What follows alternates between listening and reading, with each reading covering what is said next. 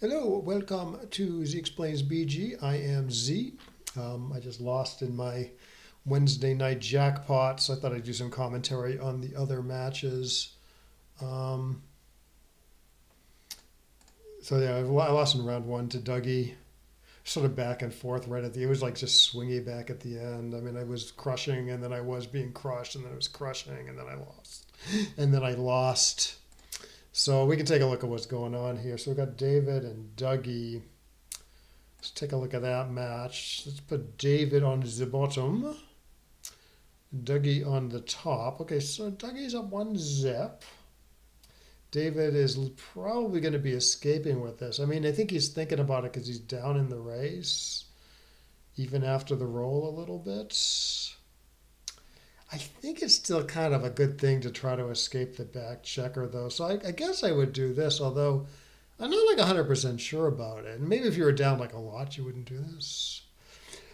But you're just down a little bit. So you run, you get missed, and you're probably winning, despite being down in the race. But anyways, Dougie does correctly hit 3-6 from David. I assume he's not leaving a direct shot here and just doing this. Yeah, that makes sense. Dougie's got a pretty solid edge now.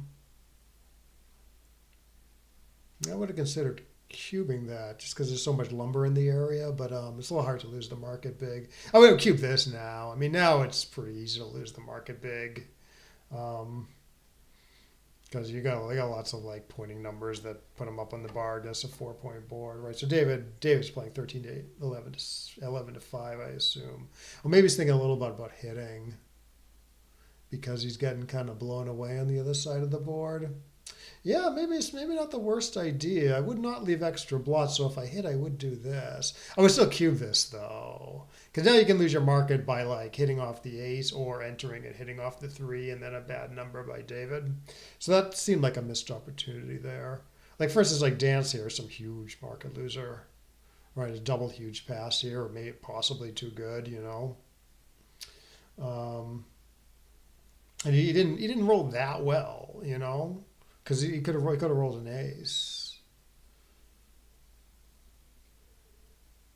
But yes, I think maybe there's just one missed cube in there. Yeah, good roll by David. He should be looking to be a little aggressive with the cube because he's down 0-2, especially if there's a bunch of gammons floating around. Assume Dougie's just running out here. He's down in the race, but he doesn't want to get attacked there, so he does run. Okay, so yeah, like David's gonna be cubing a bad number here. I don't know if this is good enough to stave off the cube at this somewhat lopsided score, though. Like, I mean, David still has this positional edge. He's winning in the race. He's got some decent attack threats, as well as like double threes, double fives, stuff like that move the backman. And he's down 0-2. So probably that was good enough to cube. I mean, no way I would pass that. But same with this. Sort of similar stuff going on here, except the threats seem a little more potent, you know. So I think David's being a little too conservative here, down 0-2. Yeah, given that you're going to cube a lot, maybe you leave nothing. You know, sort of reduce volatility. You get to double more stuff. And this, I think he's lost his market here. I think it's a double pass now. Pretty sure Dougie's passing this, especially when Dougie's up 2-zip.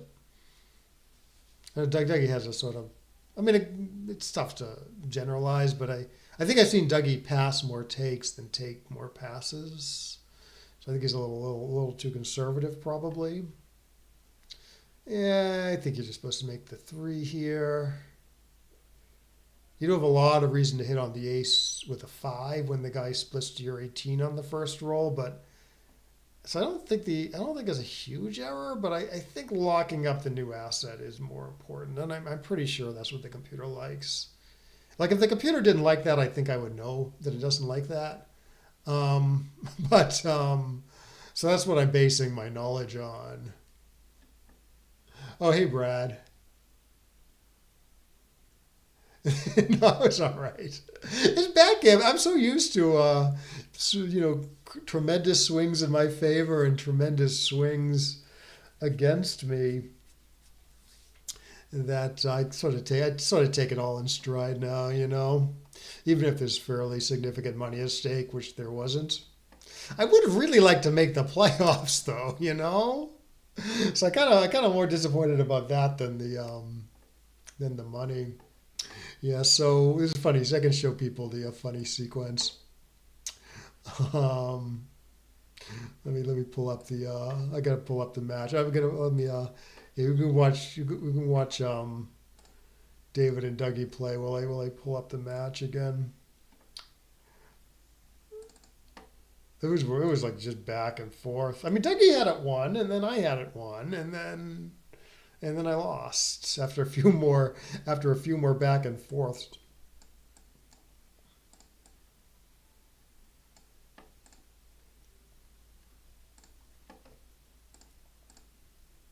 That was a pretty funny sequence. Um, Analyze game.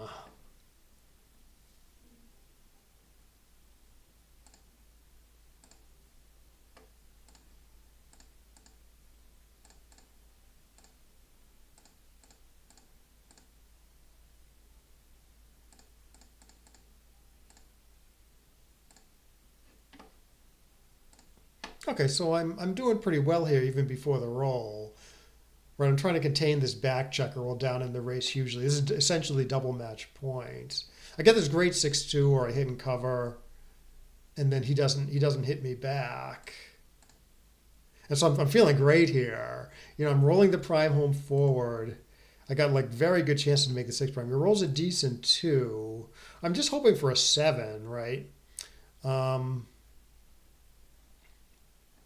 and then I don't get the seven, but I get a six to push him back. And then apparently maybe I screw up the three a little bit. I come in here. I think about hitting him with the five, but which might be a good thing in a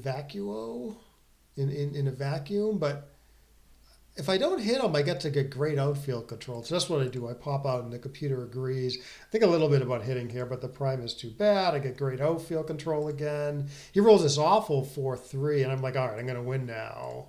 I'm going to hit one of these, and then it's going to be easy. But I dance. He pops out and covers. He annoyingly takes like 30 seconds to.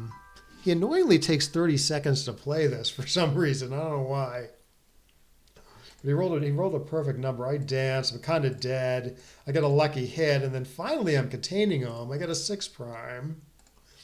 Again, I think I have this one. I'm playing it correctly, I think. I slot the points. And then I roll this awful 5-5 that doesn't do anything. Um, but I do get to sort of I do just get to leave him aces, and if he misses, I can fill this in, or so I think. Or so I think. 6-5 now. I'm like, oh crap! He's gonna roll an ace, and then I'm gonna have trouble. He dances, and I think, okay, now, now I'm sad. Guess what? I roll 6-5, and then he rolls the 1-6 and wins. Yes, that was pretty a little frustrating. But like I said, that's backgammon. So let's go back to the match.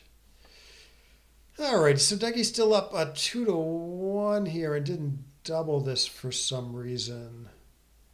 Why not cube that? Is it too good? Didn't look like a take, so why not cube it? It's not too good. And maybe he's overvaluing the score or something. Like this is a really dreadful position for black.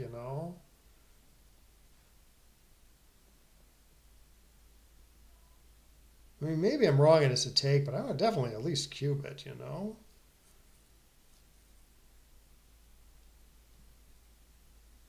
Yeah, black has nothing. Just this like dead checker, his board crunching, and his guy's super stuck. Like you can just, I mean, you could probably justify cubing this also. Although maybe not a 2-1, I don't know.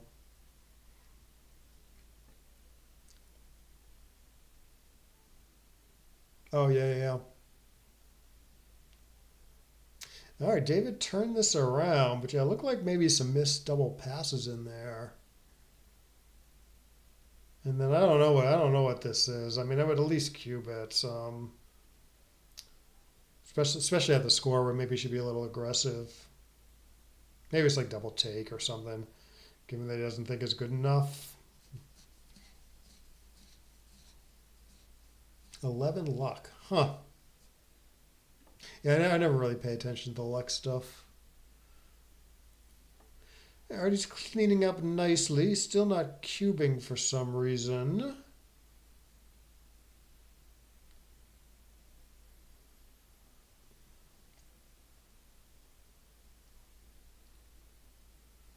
Okay, safest would be to clear the 6, leaving 0 blot numbers next roll. The other one is a ton of blot numbers, including some double blot numbers. Or at least 6-3 is a double blot number.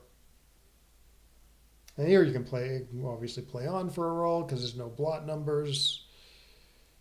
Yeah, so I wonder when that actually did become too good. Yeah, there I'd have to think about whether that's too good or not. Maybe David has a good handle on it because he rolled right away. I guess if he doesn't get hit, he's looking quite good for the gammon. So maybe at a point. Yeah, probably that was too good before the blot number.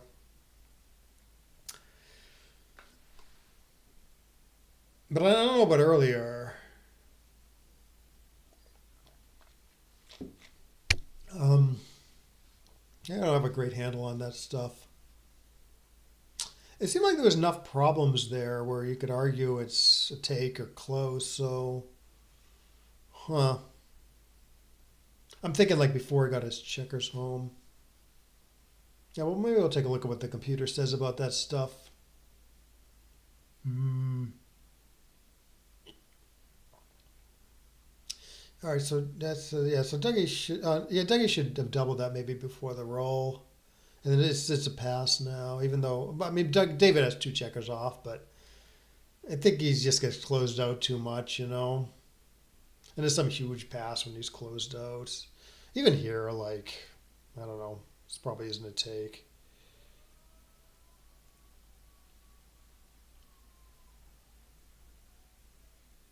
Right.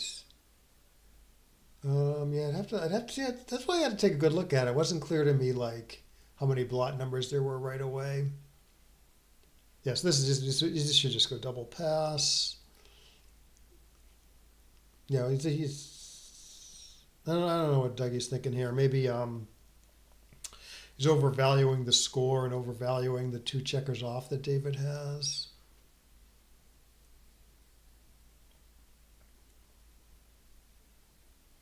But yeah, like if David had 5 off here, that would be like a close take pass decision, depending on where White's spare checkers were. It's a good reference position to know.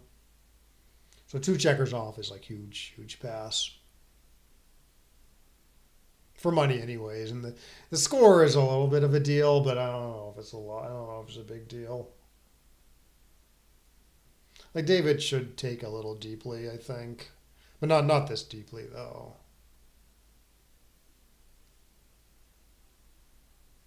Hmm.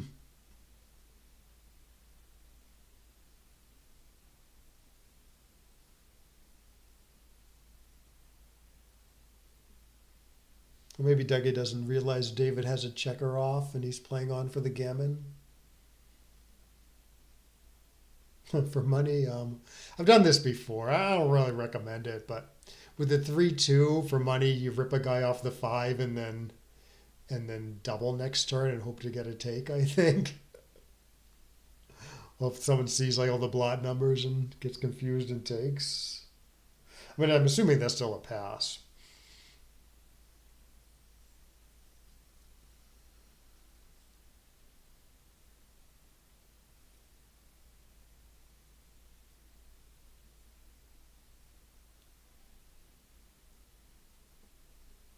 And the funny thing is,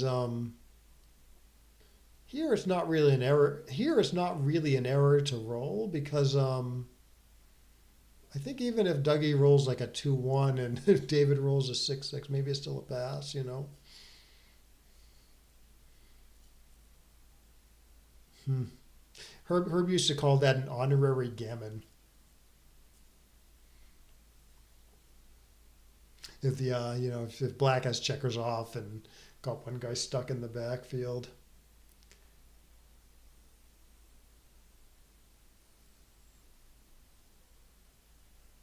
Hmm. Alrighty, 6-3. Yeah. Yeah, I think actually it might be right to take a pure priming approach here because black has very good priming structure and white doesn't have. White has like a good attacking structure or an okay attacking structure, bad priming structure. So I think the right play with that 6-3 might have actually been 13-7, 13-10. Just sort of go all out for the prime at a time when you don't really want to split and open yourself up to an attack. So I might try 6-5 here. This is sort of similar, but I kind of want to do this and then stack the heavy points. Playing safely might be right too, though. Sort of the normal thing, you know. But it's a nice distribution. It's a good point. It's a good 4 prime slotted, you know. White has to give up his anchor to hit. So although I might have played it like David did, I'm not totally sure what's right.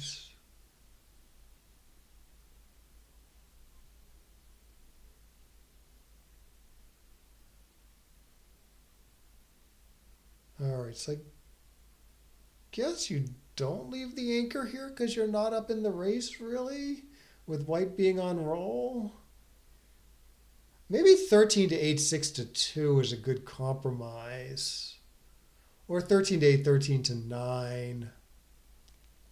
You know, pay a little bit of risk, but keep your anchor and get really good flexibility for the future. Um,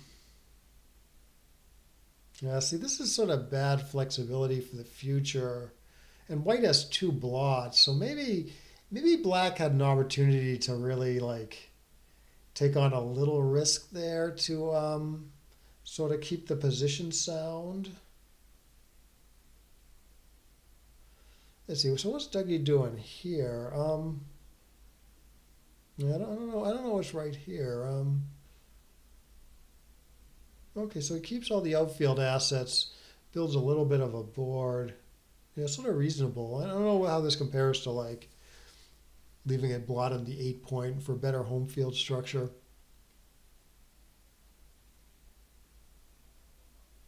So weird to think that double was less correct than each of you having a checker on the deuce and ace last match. Huh. Yeah, I was curious about whether Dougie was going to cube that. Usually, I think the polite thing is just to roll if it's like Jim like that. I don't really care though. Like the only way you can really gain by doubling there is if your opponent misclicks. So I think that's why some people would consider it rude to double that in like a position where you win 100% cubeless. And it's like the last roll or whatever. All right, yeah, this looks like a decent play by Dougie up in the race. It's a little tough for black to attack. Maybe he should though here, 8-2, 8-3, because the race is so close. And he's leaving a few shots anyways, probably. No, he doesn't have to leave any shots. No, this is pretty good. Because often he gets a chance to attack next turn, and he's leaving 0 shots. And if white just fails to jump, black can pretty reasonably cube this, you know. So this probably was a good play by David if he cubes this turn.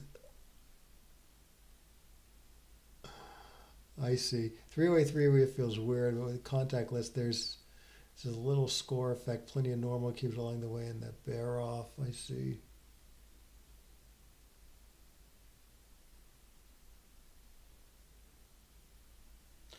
Yeah. There's definitely several times that match um, where I felt very happy not to be cubed.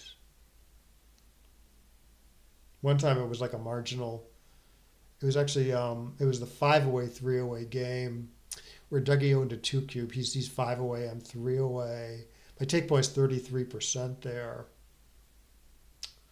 And there was like a bear off where I don't know whether I knew I was losing. Some easy money take, but I wasn't sure whether what side of 33% it was on. It was pretty close. Okay, so David's cashing this in now. Yeah, he probably had an opportunity to spin it a roll earlier.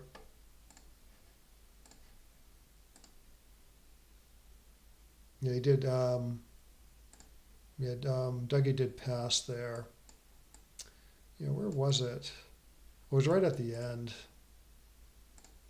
Like here. Knowing I scooped this up for money, but um, knowing my take point is 33%, I was like, oh, I'm really glad not to be cubed. I would have been guessing, I probably would have tried some math stuff in my head, but wouldn't have been able to get that close. And so you say the three-away game, yeah, there might have been some opportunities in there also.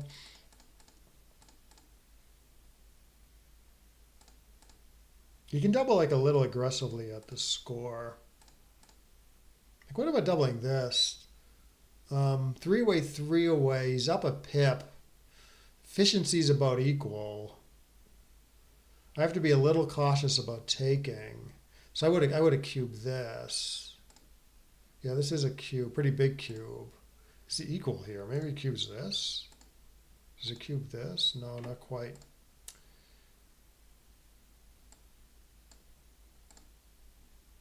What's this? Again, he's up a pip. So this is a big double. Here he's down 2 and down a checker, so he's no double here.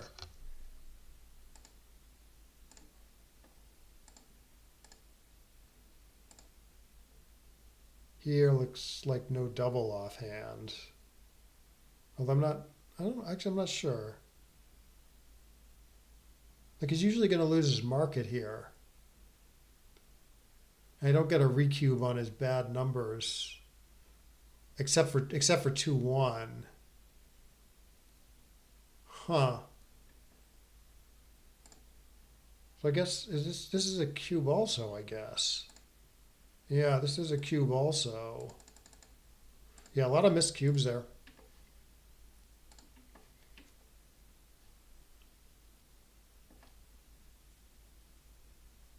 The way I think about 5-away, 3-away, the recubes when the 5-away player is recubing the 3-away player. I mean the take points. I know the take points 33% for the leader on the recube.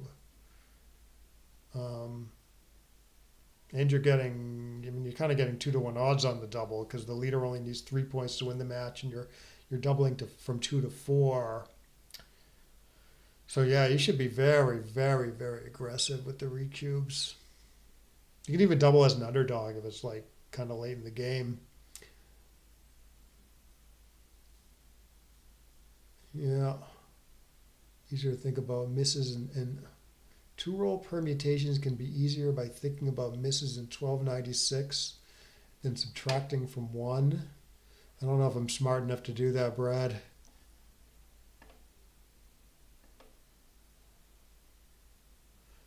Okay, anyways, so David is down 2 to 3. Guess apparently a bad 6-6 where he's going to leave a shot. So how was that not forced? Or did he jump with 1 or something? That's probably what happened. Yeah, I would cube that also because the hits are crushing and you're still winning when you miss.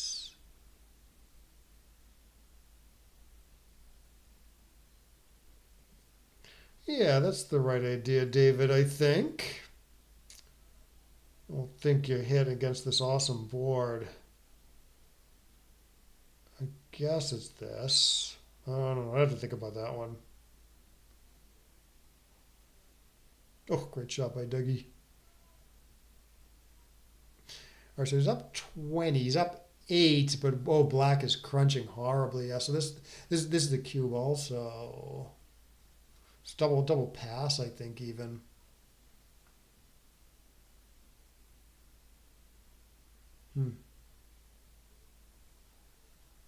They're like the nearest 50 out of 1296. Okay, yeah, no, yeah, you recommended that book to me once. I downloaded the sample. Um, I started reading it, but it didn't really grab me. Um, because it seemed like I mean, it did seem interesting, and but it also seemed like work to remember all the little shortcuts he was talking about. It didn't interest me enough to like actually like put the work in, you know. Okay, anyways, David does correctly pass. 50 out of 1300 is 1 out of 26. Okay.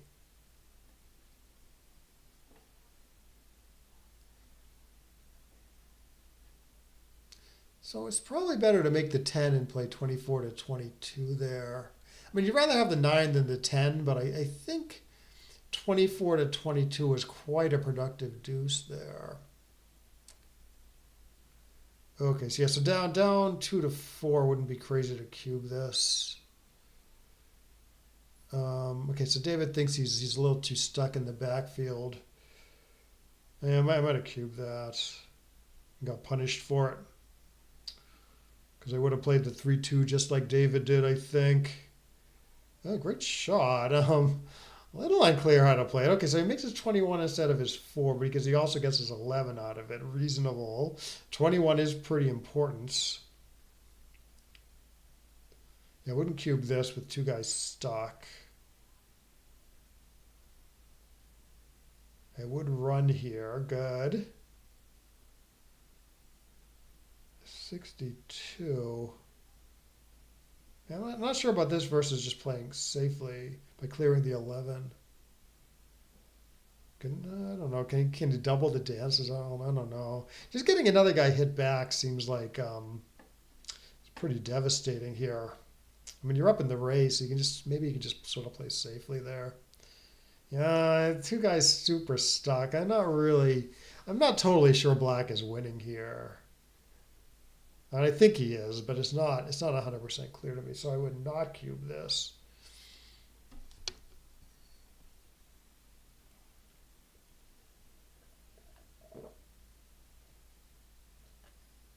Ah.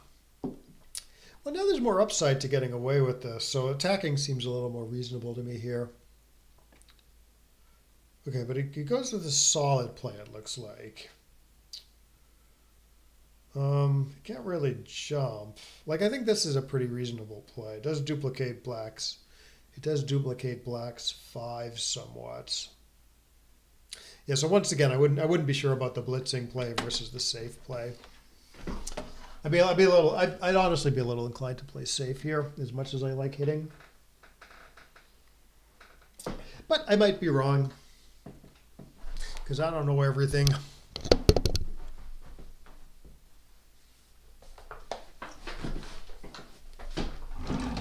And if I did, people probably wouldn't play with me as much.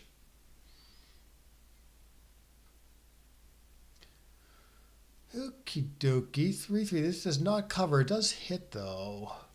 It's probably worthwhile given that he's going to leave a shot no matter what. And actually, the other 3, if he hits, the other 3 play really good.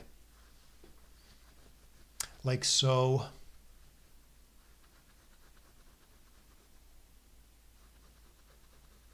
Yeah. I see. With the 5-3, yeah, I guess you're probably right. It's just when you get away with it, you still have a bunch of work to do to escape the guys, you know. And you don't get away with it, you're kind of dead because you get a third man sent back behind that awesome white structure. That's why I'd be a little leery about hitting. You can take a look at it afterwards, though. This is the 4-2 game. Yeah.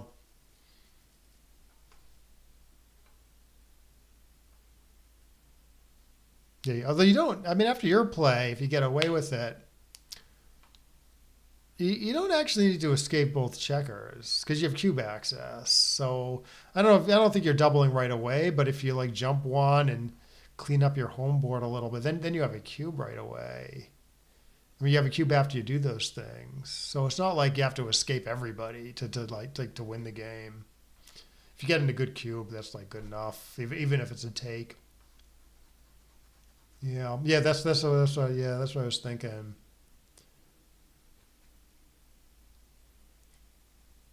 Right.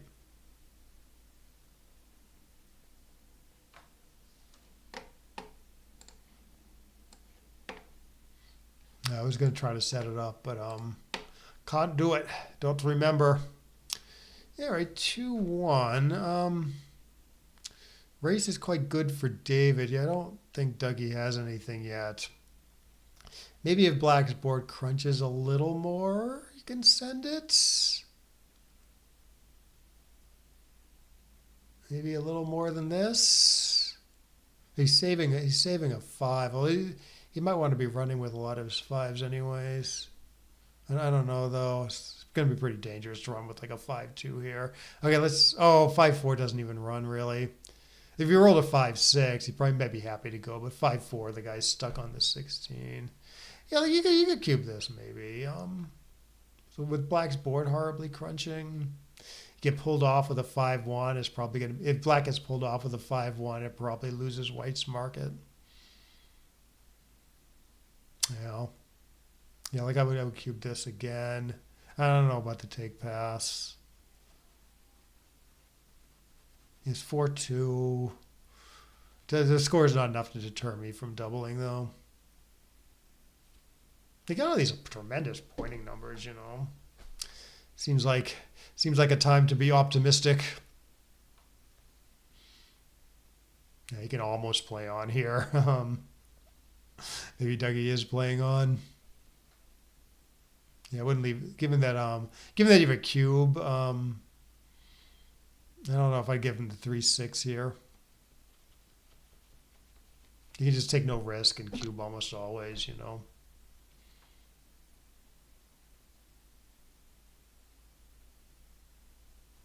Okay, 5-2. See if David wants to play this aggressively at this score. He does not.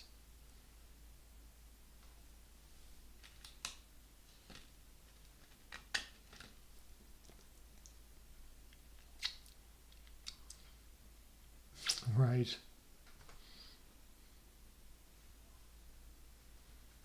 The 5-4. Yeah, it would have been if he made the play I would have made, not saving the 5. Yeah, he would have been forced off horribly with the 5-4. Forced off the anchor.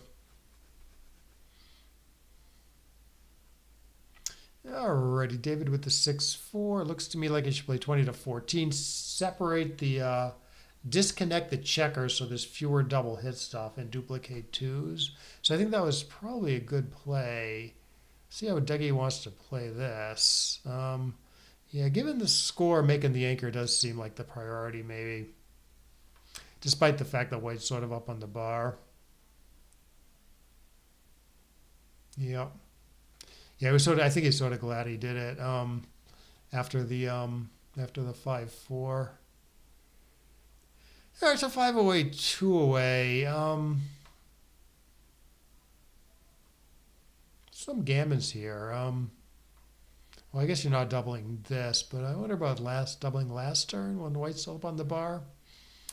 Would have been worth a thought. Yeah, it would honestly wouldn't even be crazy to cube this at the score. Where double gammons are crazy good.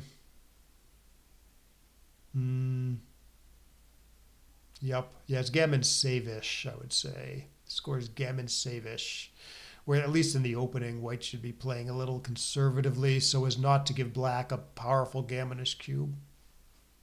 And Black should be doing the opposite. He should be playing a little gammon go in hopes of getting in a nice cube. Okay, so this is wrong, I think. So he should shift from 5-4 with the double ones, not leave a shot on the board. Although actually he's got 2 anchors, so maybe Dougie had a point there. Actually, keeping the good structure and not minding about getting hit too much. Yes, I sort of changed my mind there. I'm not saying Dougie's play was exactly correct, but shifting isn't clear. All right, 3-6 by Dougie. I guess I would hit also. Got the stronger board. Try to go forward. Maybe fall back on a back game if you get hit again.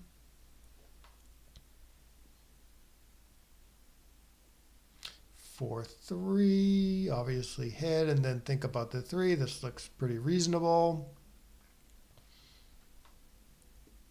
Oh, great shot. So you hit make the four and then decide on the last one, I'm pretty sure. And then I would probably count up the cover numbers and figure out which covers more, you know. Yeah, okay, yeah, Dougie's playing for the gammon here. Very nice. I think I would leave it slotted because I got so much work to do in the backfield to bring everyone home. This looks a little suspicious to me for some reason. Oh, I see. No, this is a good play actually, because I see what he was thinking anyways. Fives are all blocked in the backfield for white, so he gives himself a good five to cover or maybe hit off the three later if black enters there. Yeah, so Dougie definitely had a point there. In fact, that's the right play. Huh.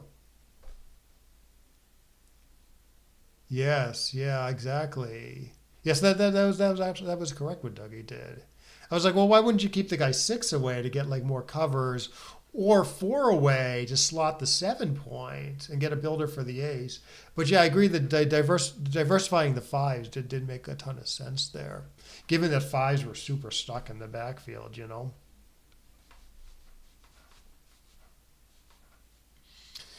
Alrighty, white on roll. Okay, yeah, he has nothing. So this looks pretty good. And by pretty good, I mean exactly correct. Okay. Probably 6-4 there. There might have been a play that locked up the two for bad distribution. But you want the point.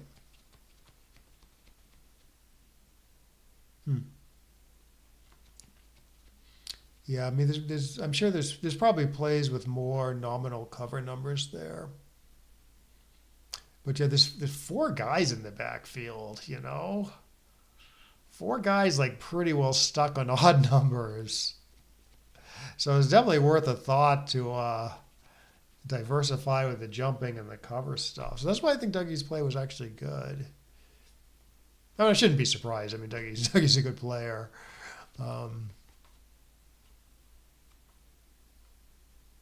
Yeah, I don't know here. Yeah, making the ace sort of attractive because it's easier to cover from the 8 point. But okay, does something kind of flexible in the outfield for just four shots.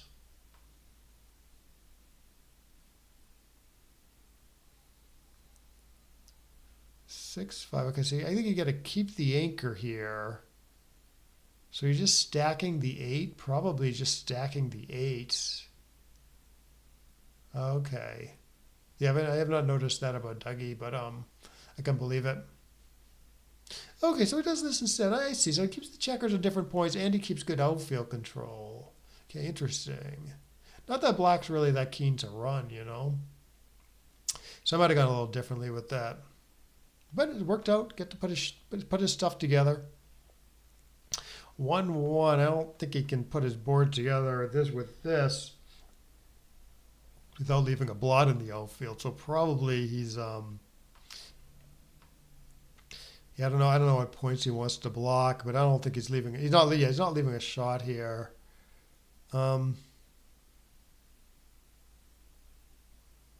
don't know. There's probably like 8 different options here or something, 6 different options maybe, which all have their merits. Like, it's a little harder to cover the blots here if he doesn't play like 4-2. I mean, 8-7 squared 4-2. It sort of blocks the fives and gets the positions in better and gets the blots in better position to be covered. So this blocks. So this doesn't. So this blocks like the smaller numbers, which is not really what you want to do, maybe. So I mean, I can't say for sure what the right play is, but I'm thinking there was probably something better there. Oh, 5-2 by David. Okay. Yeah. A little leery about leaving a double shot against that board. What about like 6-1, 4-2 now? Keep a little bit of a block. He's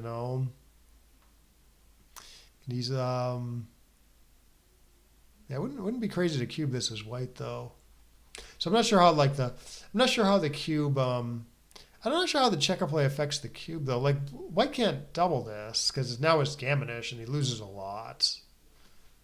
The other way white can conceivably double because it's not that gammonish anymore. Like say you play 6-1, 4-2. Like I mean I'm not saying for sure white has a cube, but it's pretty reasonable to cube this, and he's often gets a cube in like in a turn or two.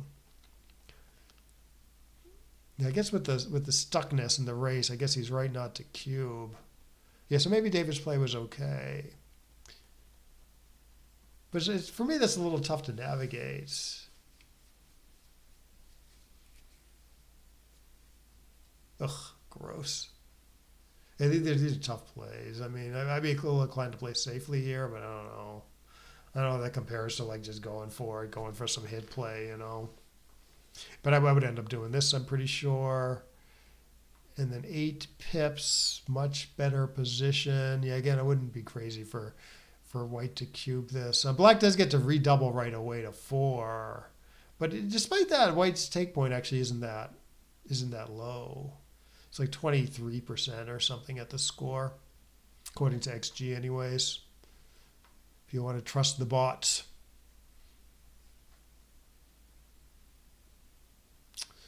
Okay.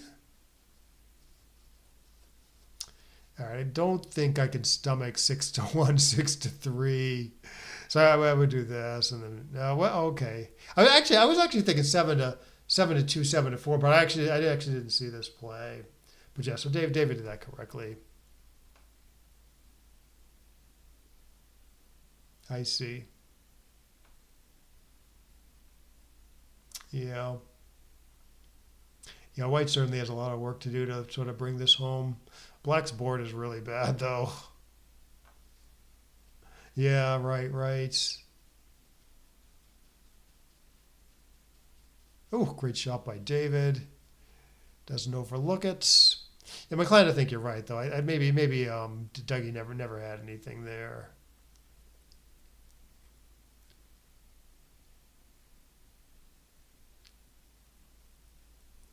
Okay. Seems fair. No dance, no hits. Sort of an average number maybe. Ooh, I would pop out there. Hmm.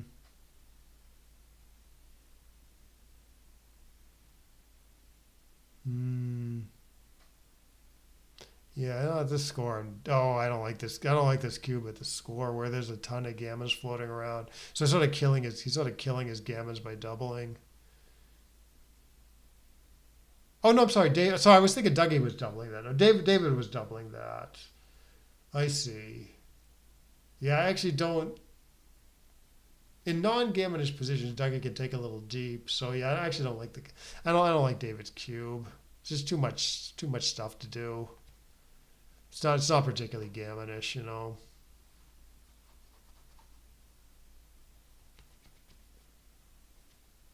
Maybe he's feeling the time pressure a little bit. I feel like Dougie's gonna win this one. But I have been wrong in the past, and I will be wrong in the future. It just goes for the win, given that it's not super gammonish. Hmm. Yeah.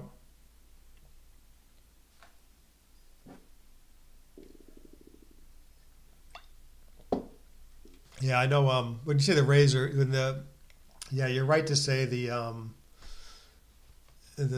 doubling window is thin. Yeah, when when you're say winning the match and like you offer a cube to your opponent and your opponent can just like redouble you right back because you're redoubling to 2 and you only need 2 points to win the match, like Dougie is here.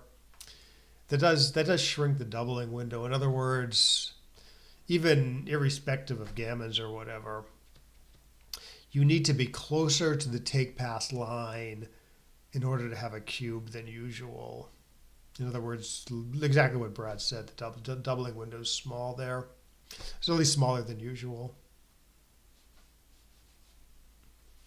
And then when the cube is dead, that has the opposite. Like say you're the trailer and you're offering a dead cube to your opponent. Like when David doubled Dougie. David doubled to 2. Dougie has no recube vig. He only needs 2 points to win the match. The doubling window widens there. In other words, you can be further from the take pass line and still have a double than usual compared to usual, all things being equal,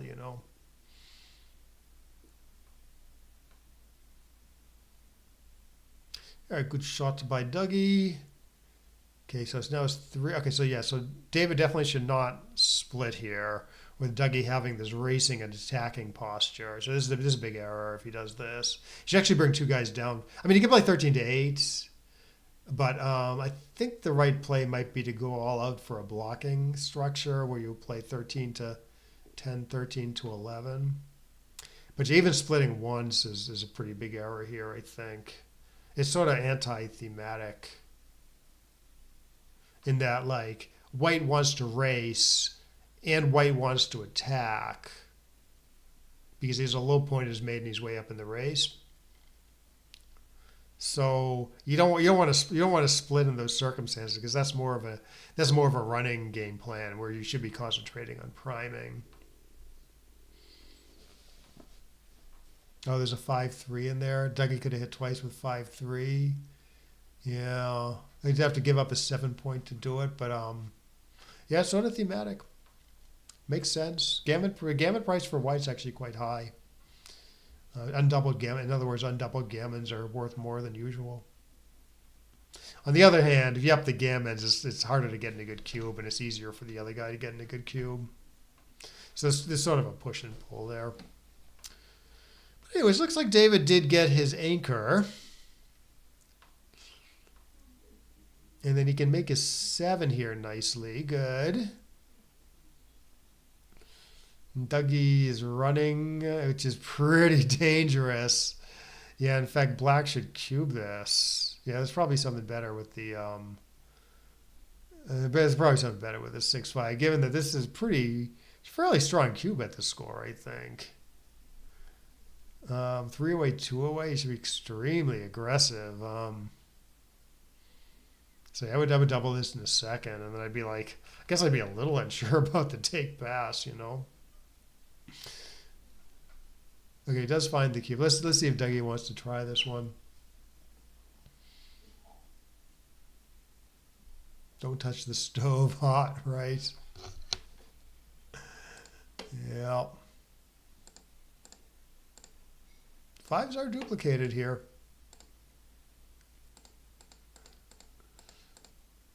On the other hand, it seems like a pretty reasonable money cube. And again, I'm not going to be able to set it up in time. And like I said, Dougie should be very conservative about taking. Yeah, I don't know if I remember it.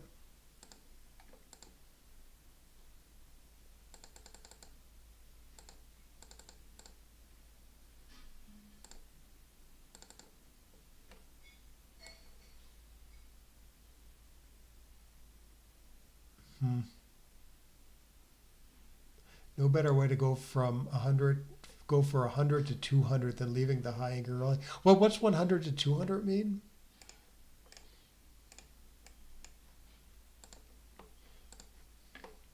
Yeah, so if he just broke the, so I couldn't quite remember the position, but if he just broke the 8-point or something, Black's cubing that, So given that Dougie passed, That must be a huge error to leave the anchor there. Oh, I see. Go from minus 100 to minus 200 equity wise from the best play. I see. Yeah, I think it was a bigger error than that because he passed and like oh I don't know if Black's Cuban that just breaking the 8 point or whatever. Anyways, okay, so it's double match point. Looks like David doubled right away. Makes sense given the time situation. Anyways, good. Dougie misses, but can try to get the back man out of there. I don't know. I guess this is good. If you keep going and then you can get missed and then make a nice 5 prime. Or this. Similar number of shots, I think. So 11, 15. This is 15 shots. The other one was 14 shots.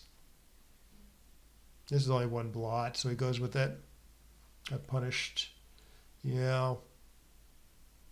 Yeah, pretty interesting match with a lot of stuff I'm not too sure about. So I wouldn't mind taking a look at this, and then we can join the finals after going through some of these decisions.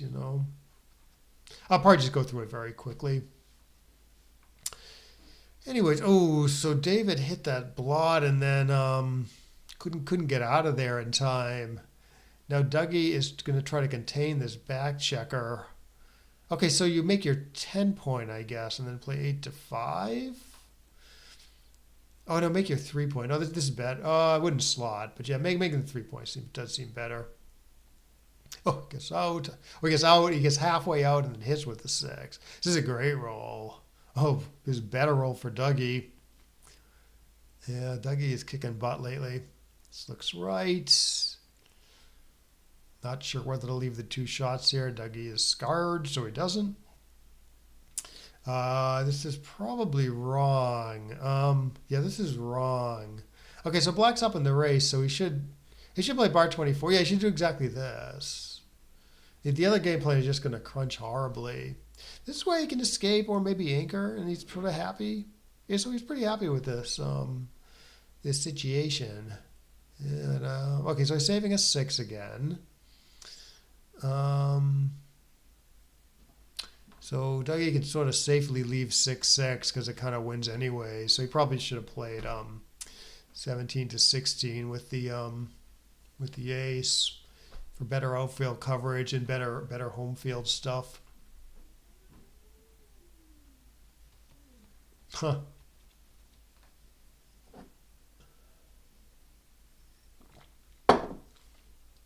Alrighty, so let's see. Okay, so he's busting his board as opposed to going into a million. Oh, he doesn't have time to think about it. That was a tough play, but he doesn't. He only has 22 seconds left, so he's trying to save a little bit of time. I kind of like this time control. I mean, usually it's fine, but there is some interesting time scramble stuff. All right, 6-1. This looks pretty good. 4-3. So he hits with the 4 and makes the 4. This looks good because he gets hit back and Black's still stuck. I mean, given that he gets to put together a 5-point board after he hits, I guess I would do this. But obviously there is some merit to stepping in on the 2-point. Oh, he got dislopped. He got away with it. Ugh, his board is crunching horribly. All right. Well, White doesn't have a 6 prime yet. And as we saw from my match, 6 primes don't win anyways all the time.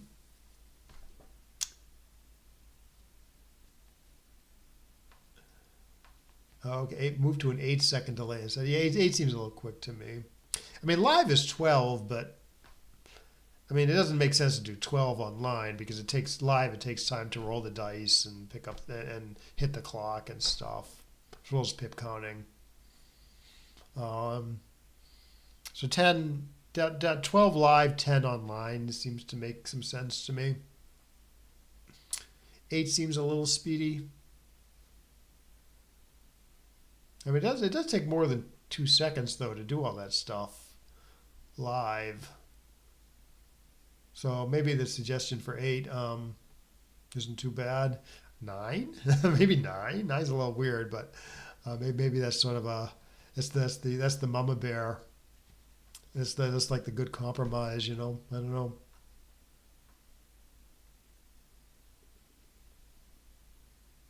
And I don't know. Given that people still have time difficulties, even with a slower time control than what was proposed, maybe we don't want to. Maybe we don't want to speed it up. You know. Yeah, six maybe. I don't know. Six seems a little high, but it's definitely more than. It's probably more than two. Let's see. Shake, shake, roll. That's maybe a couple seconds. All right, so looks like Dougie's bringing this one home. So who's in the finals? Is it Steve or John? Oh no, it's Frank. All right. Well, I'm more interested in the plays this match than the finals right now. So that 5-3 in the 4-2 game that we sort of disagreed on. Let's take a look at that.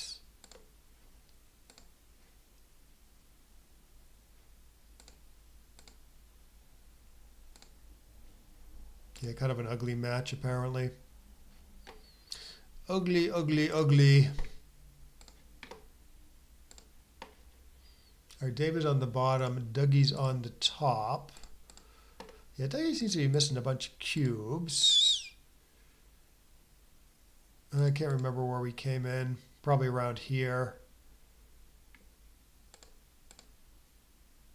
Yeah, I do remember this play actually. Because there's some question. I mean, running seems natural to escape the last checker. So a little questionable because Black's on down in the race, but I guess running is still a good goal. Getting that guy free. Yeah. Okay. Yeah, he doesn't quite have a cube here. It's a little bit. It's only a 2-point board, so the threats aren't super crushing. I mean, now the threats are like super crushing, right? Wait, making the four is wrong, really? Oh, I wants to make the seven to make the five prime. I see. There's probably some cute. Like four looked natural to me, but I'm not sure I saw him making the seven here. But yeah, now the threats are super crushing, right? Yeah, rolling a one followed by a dance or a bad entry. That's pretty strong. Or even like a, 3-3, or even like a 3-5 followed by a dance. That's crushing.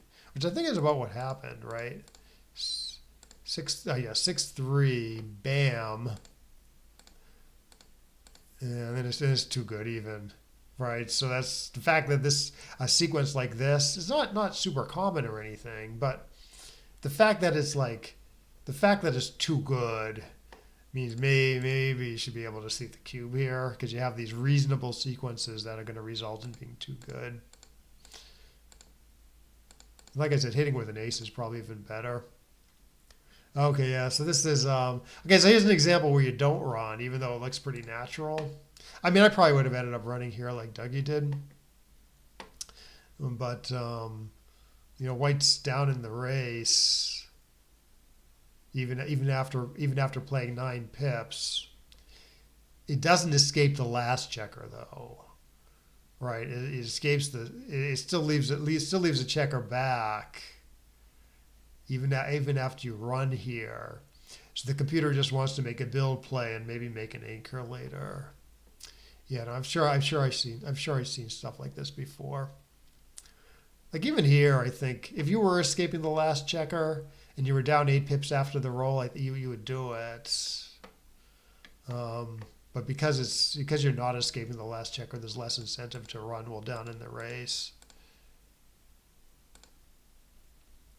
Okay, so David's trying to contain that back checker, and then okay, yeah, so you can maybe cube before the roll here though. I guess it's going to be pretty close. Yeah, it's pretty close.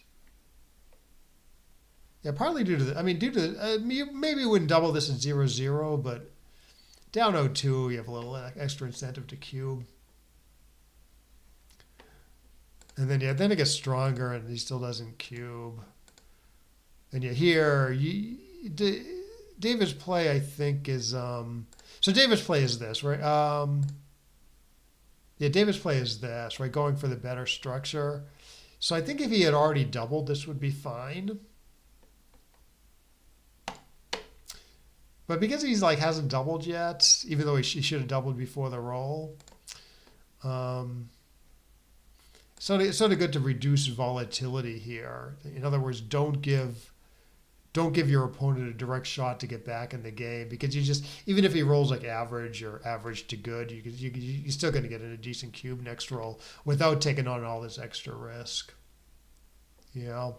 Like, yeah, I think we'll really save this match, and then we can look at, like, if he had correctly doubled, I think his play is like okay.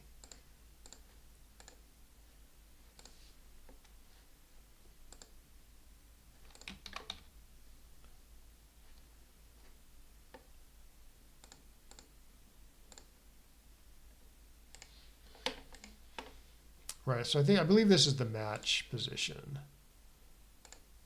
Black on roll. Yeah, he's got a huge cube that he misses. Cube in the middle, it wants to play safe and just mostly double next turn.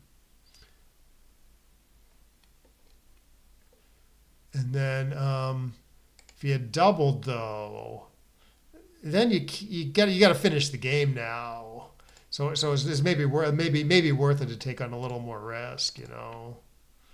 Because it's not like it stops you from cubing next roll when white rolls a lucky number. I mean, you can think about it a number of different ways, but a lot of times people say it does make some sense to frame it like this. If you have cube access, you know, and you're winning, say, so you can get into cube at some point. You want to make lower volatility plays which swing the equity back and forth more slowly, because it makes it more, if the equity is swinging back and forth more slowly, it makes it more likely you're going to land on a spot where you can get an efficient cube in. Whereas if you're already doubled, mostly you just care about, you know, unless your opponent has, unless you're affecting your opponent's cube, mostly you just care about making the best cubeless play. Yeah, exactly. Yeah, like I said, there's a number of ways you can think about it, right? Like if you get in an efficient cube, it's just as good as winning the game. Like even if your opponent has a close take, that's like almost just as good as winning the game. So you're not really, when you have cube access, sometimes like you're not really aiming to win the game. You're aiming just to get to that like 75% mark or that 80% mark where you're getting like a pretty efficient cube in. Oh, hey, Rob. Yeah. Oh, 3-3. Yeah. So after David's play of this, yeah, 3-3 is tremendous for white. Yeah, there's the right play. Like 4-4-4 isn't really equivalent, you know. I mean, black can maybe still even cube that. But anyways, he does eventually cash. Eventually. Yeah, I don't think, are you supposed to do this? Oh no, it's very close though. Interesting. Like I always do this, and I was thinking, I mean, if this is wrong, I should know it by now. You know, if it's wrong to make the 3-point with a 5-3. David did this, which actually is pretty close. What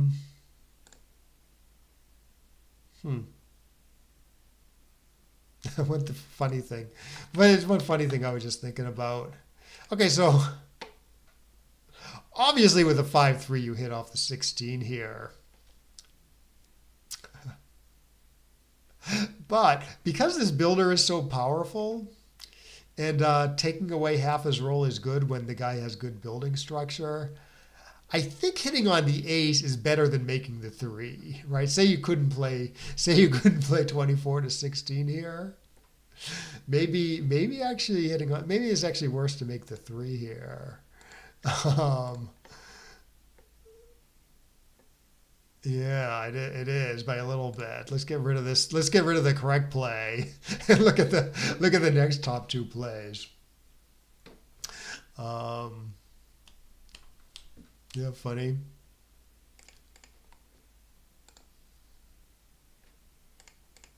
I see.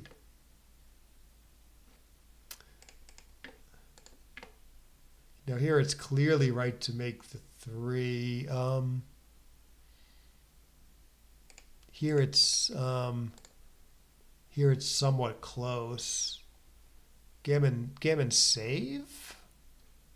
I don't know. This is all minutia, but if it's gammon save, it's even closer. Whatever. Always make the three unless you can hit off the 16.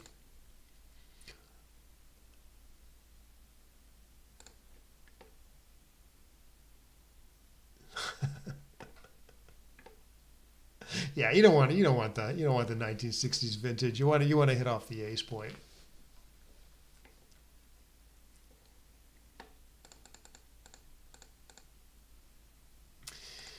Okie dokie. Looks like the players are playing reasonably.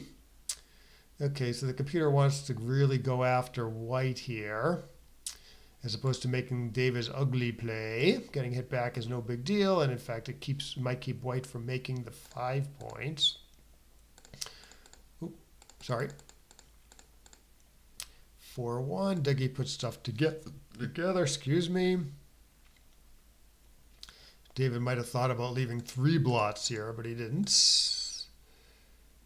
Okay, 11-9, 6-1. A little bit ugly, so the computer wants to just kind of make the 11 as opposed to hitting, but it's close.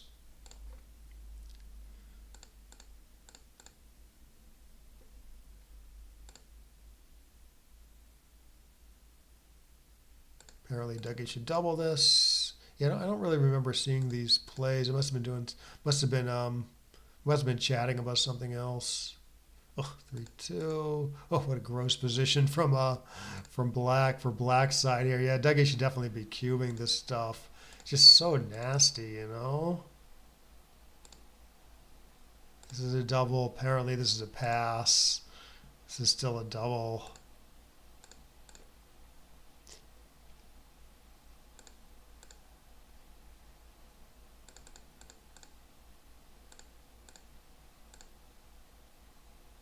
This is not a double. Oh yeah, I think I saw later when both black checkers got hit. This is a pass already. Yeah, this is a big pass. Yeah, this is where I started paying attention, thinking like, why wouldn't white double this? Like it's not too good and it's not clearly a take, so why not send it over and give the problem to the opponent? You know.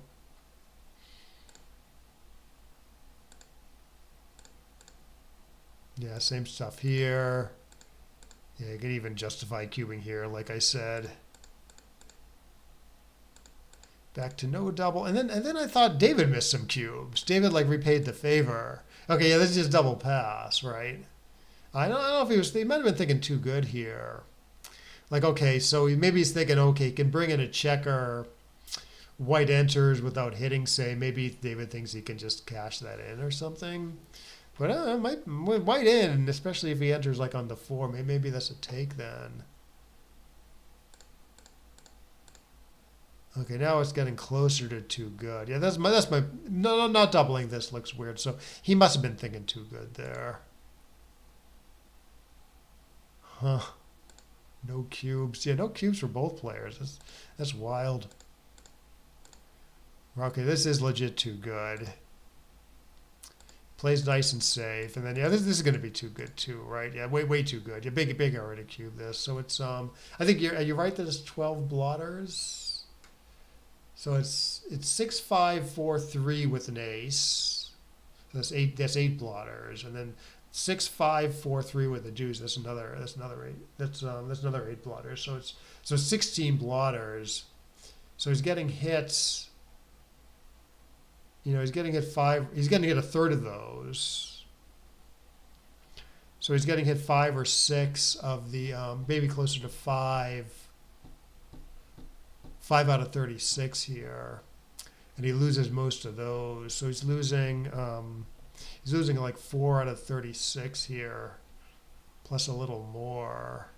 Because plus a little more for residual stuff, like if he rolls 2-1 and then leaves a shot later. Yeah, so 4 out of 36 is around 11, so it says 13. So that makes sense. And in fact, when I say 5, it's probably 5 and change. But he's winning. Oh, I see. He's winning. When he doesn't get hit, he not almost always, but he's a pretty solid favorite to win a gammon when he doesn't get hit. So he's winning over 50% gammons. Yeah, that makes sense. So this is like cubeless too good. In other words, the cubeless gammons are more than twice the amount as the cubeless losses. So even if black couldn't use the cube later, it would still be correct to play on here given these numbers, ignoring white's cube, say. So you're looking for that 2-to-1 ratio. Now, even if the gammons were less than twice the wins, you can still justify playing on if you get to use the cube later. But the fact that it's still over twice the number of wins, the gammons are over twice the number of wins, means that regardless of the cube stuff, you should be playing on. 11 crossovers for Dougie, I see. Yeah, and black's on roll, and as you say, the crossovers tend to be long, and black's crossovers tend to be short, so I can buy it. That's a good way to think of it. Anyways, he doesn't get punished. Okay, so the computer thinks Dougie should be concentrating more on building the outside points at some risk. And then, Dougie starts missing a bunch of cubes again, I thought. Yeah, double take. Double pass. This is this is double take. Although I might have said at the time that I thought this was still a pass. Actually, it's close on a rollout. It's close to a pass. Yeah, then I don't know what Dougie's thinking here.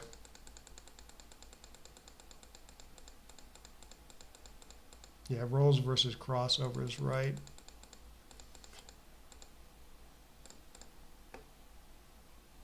Yeah, computer likes running with the 6-4.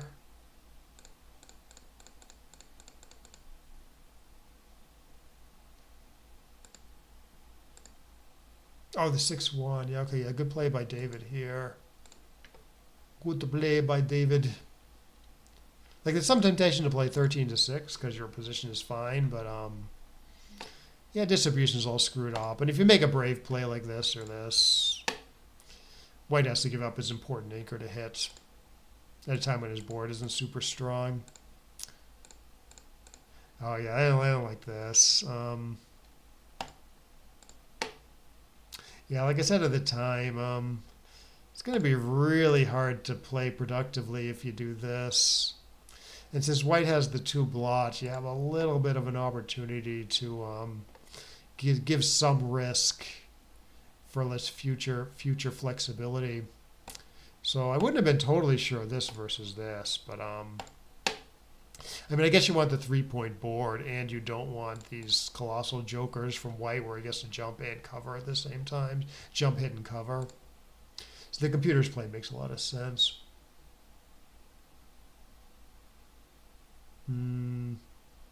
Yeah, 6-5 with the 5 checkers on the 6 there. 6-5 made a lot of sense. And you might rather, I mean, he's anchored on the 3, so you might rather have the 8 than the 7. Yeah, that was this play, right? Like usually the 7's better than the 8, especially like say he's anchored on the ace point, for instance. You definitely want the 7 and not the 8 because it blocks the 6s. But yeah, here this blocks 5s, this blocks 4s. Maybe even want to block the bigger number. And as Brad pointed out, the distribution is really nice after this. Huh. Yeah, Roberti was a big fan of avoiding stacks.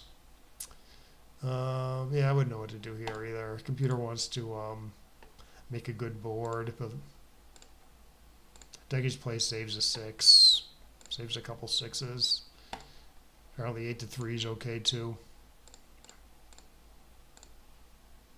Or 8 to 5, 6 to 4 might be better than 8 to 3. It's somewhat close.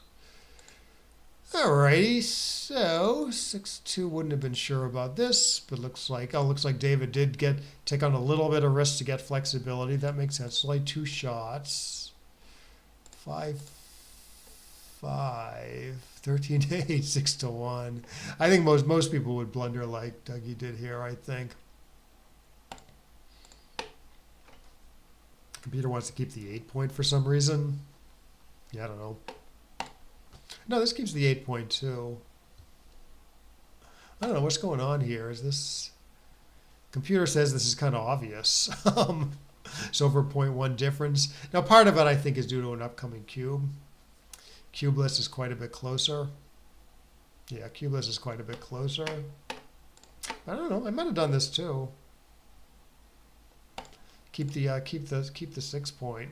These checkers are, you can still make a 5 point without using these. Make a 5 point board without using these, you know. So yes, I'm not really sure what's going on here. I guess it's more flexible because you get to play these checkers without giving up your 8 point later. Here you can't really, there's not many numbers you can play without giving up your 8 point. I don't know. I'm going to say I probably would have gotten that wrong also. 4-4, okay. 18 to 14, 8 to 4 squared looks pretty clear. So what did David do? Oh, David did more of the escape. I think what David's thinking. He's thinking about blocking the bigger numbers. Because he wants to block the 5s, given that the race is pretty close. Computer really wants to fill in this 4 point gap though for good. Yeah, it's not like White is too keen on running here, although he does get a number he kind of has to run with. 6-5. Okay, yeah, well navigated by David here. Hitting's a little tempting because the race is close, but this is a pretty solid position. In fact, yeah, he should be cubing, I think, when White rolls a bad number here, like you say a non-escape number. Yeah, I should be cubing this. So he just takes on no risk. And he likely gets into good cube anyway. So this is sort of similar to the argument, the cubeful arguments before. Let's see, cubeless, 0.298, 0.34. Oh, yeah, it's a lot closer cubeless. I'm sorry. Yeah, it's a lot closer cubeless. Okay, but he does get a good sequence and correctly caches. Good. Okay, 24 to 18 looks pretty standard to me. Goes for 11 to 5. Great 6-6. Although he does he makes the 2 point instead of the 7 point. Yeah, 7 is a lot more value than the 2 here, I guess. I guess he was a little leery about leaving the shot in the outfield. But this structure is pretty gross, and it's hard to cover the 5 point blot.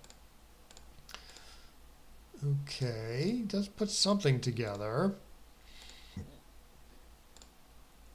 So 13 to 6. Okay. So 4s and 1s. I see. Yeah. Yeah, David does this. He's leaving a single shot. The computer actually wants to do this, which does obviously, if you get away with this, it's a lot easier to build. And 4s are duplicated. So there's not a lot of hit and cover numbers here because 4s both cover and hit. Yeah, I don't know.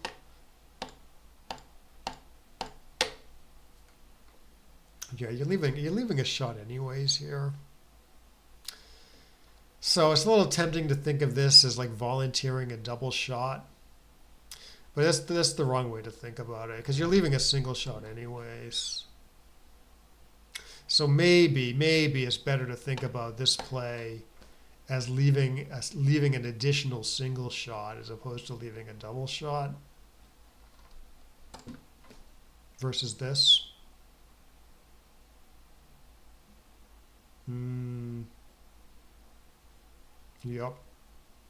I see. Yeah, no, that's a good point, Rob. I mean, so I say like, okay, so before I said, and this is true, that you tend to want to reduce volatility to make the equity swing back and forth more slowly to try to land on an efficient cube. That goes out the window if hit dance is like an efficient cube, right? So that's actually if hit dance is like an efficient cube, that's actually an argument for like the more volatile play, like the hit play. So it's like a little tricky.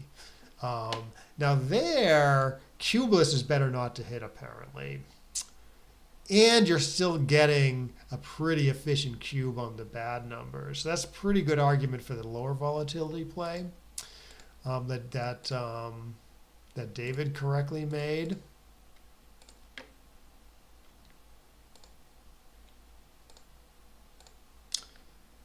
So here.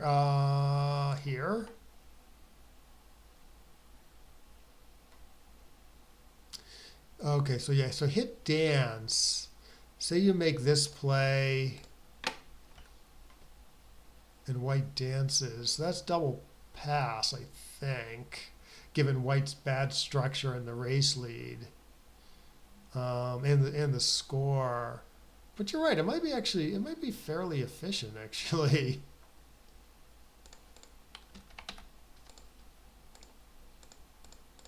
How big a pass is it? Like if it's like some huge pass or something, you're not getting a ton of value from the cube.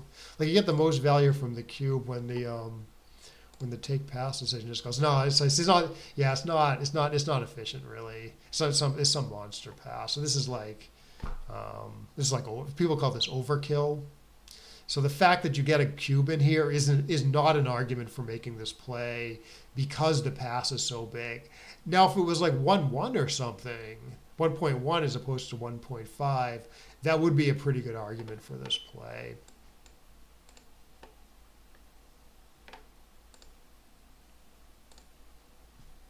No, that was a good thought though. Yeah, good thing to point out too. Like the whole like low volatility thing doesn't really tell the whole story unless you think about like why it's true, you know? If you think about why it's true, that can be an argument for a higher volatility play if it's likely to land, if the higher volatility play is likely to land on an efficient cube like in these hit dance situations. But anyways, yeah, tricky 6-1. Yeah, no, I've taken my share of 1.5s. Probably more than my share.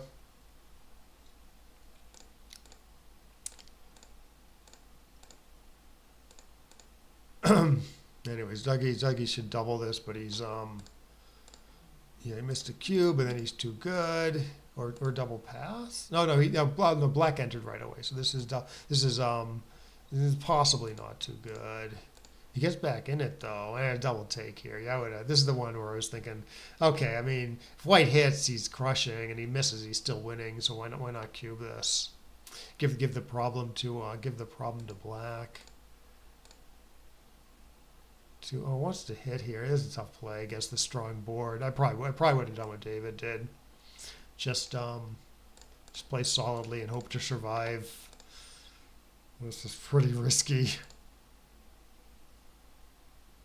Only you make, I see. Yeah, it feels that way sometimes.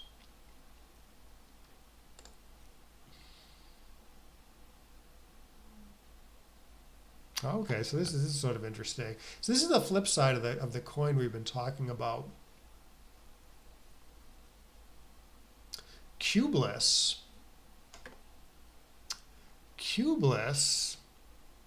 David's play is right by a lot. Minus 0.22, minus 0.375. It's actually cubeless. It's actually a blunder to make the right cubeful play. The reason is the white cube efficiency. If you do this play, the equity is going to swing slowly back and forth. And white's winning, so white's more likely to land on an efficient cube. You do the big play. Maybe white has a cube here. Probably not. But he's oftentimes when white wins, it's because he hit a shot, and then it's some huge pass, and then white doesn't get much value from the cube there. Like some hit dance sequence is too good, so white doesn't get to use the cube. So in terms of cube efficiency argument, this is the other side of the coin. This is white has cube access, so black wants the equity to swing wildly back and forth. Isn't that interesting? Yeah, it's funny that this came up kind of both ways.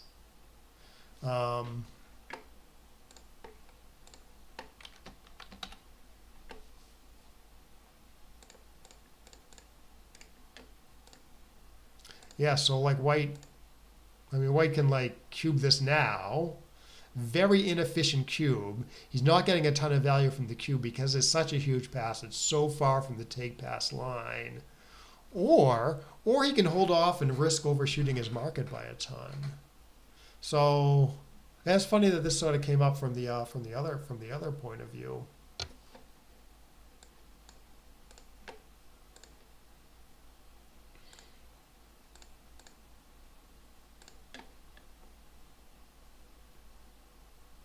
So it's like you're giving your opponent stones to break windows with in this case. You don't care so much that they do if they succeed. That's only their best particular option here.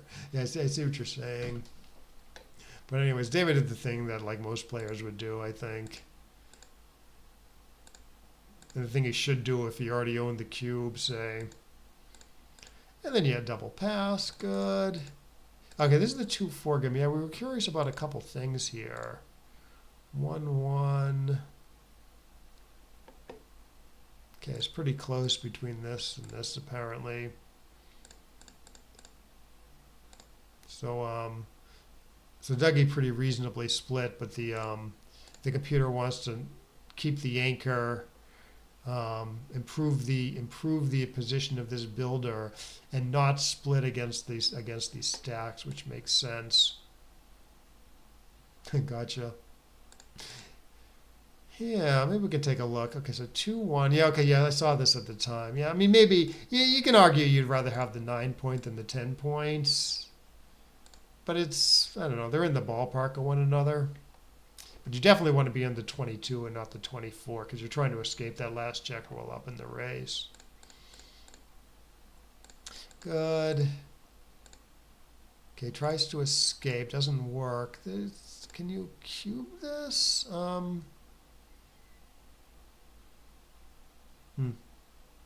Yeah, I would have thought about cubing this, but it's not quite there even at the score. Like I'm only thinking about it due to the score. 5 away, 3 away in a fairly gammonish position. All right, good play by David here, making the 11 as opposed to the 4. Okay, Dougie has a number of options here.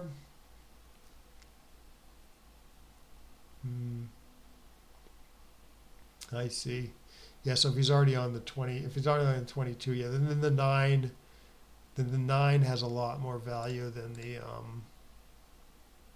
10 if you're kind of blocking a guy on the 22 here.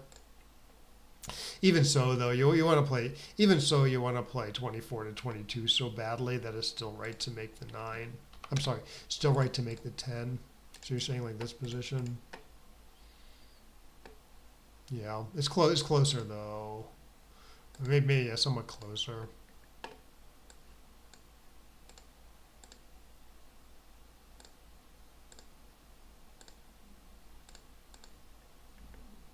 Right. Right. No, it's a good point. Yeah, it is closer. Okay, 3-1. Okay, 6-2. Right, I wouldn't have been sure about this, but apparently it's close. So that's good.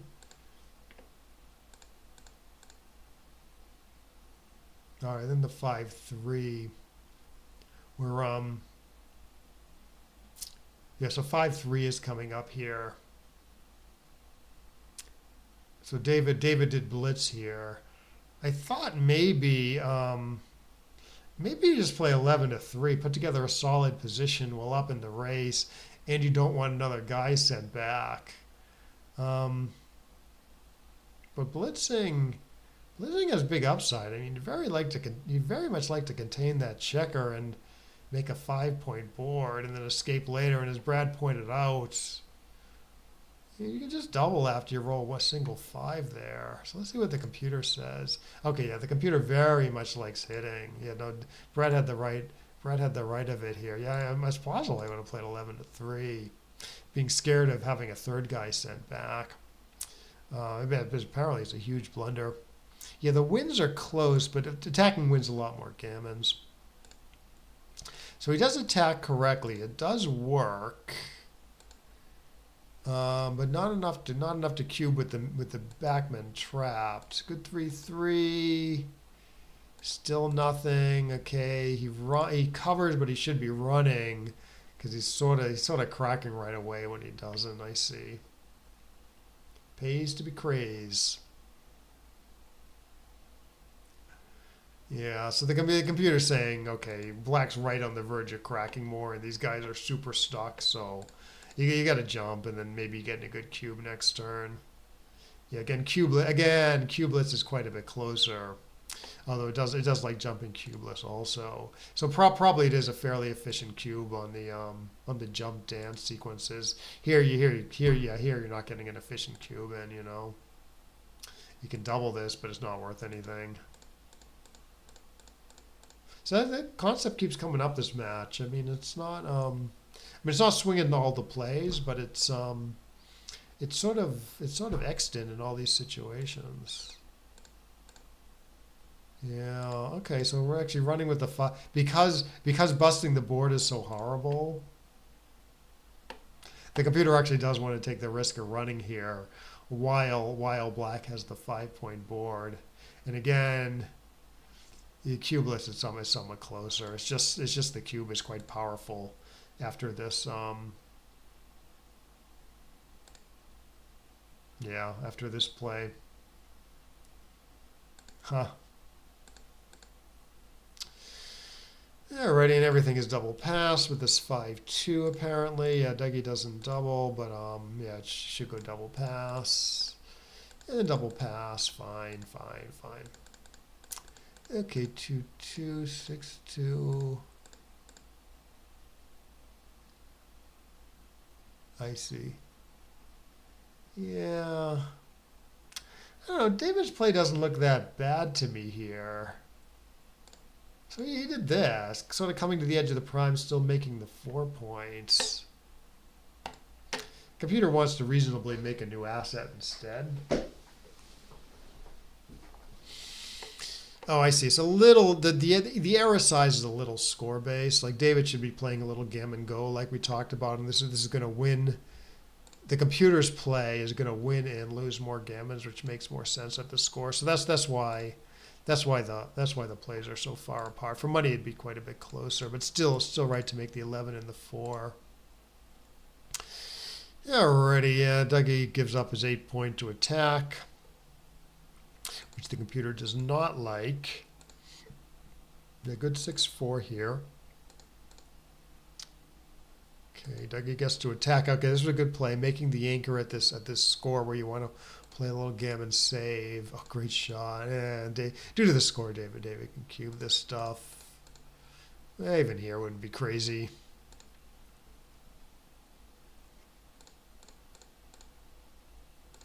Here would be crazy. Yeah, Dougie's play was okay. Yeah, at first I thought he should switch to the 4-point and think about the other two. But after I saw Dougie's play of this, I thought, oh no, that's okay, because he's got 2 anchors, so getting hit's not a big deal, so you can keep the higher quality board. Now the computer actually finds this play, which is a little more risky because there's 2 blots, but it keeps the 4-point slotted instead of the 3-point slotted. Gives up the 7-point though. Okie dokie. Yeah. Yeah, these are not obvious plays here.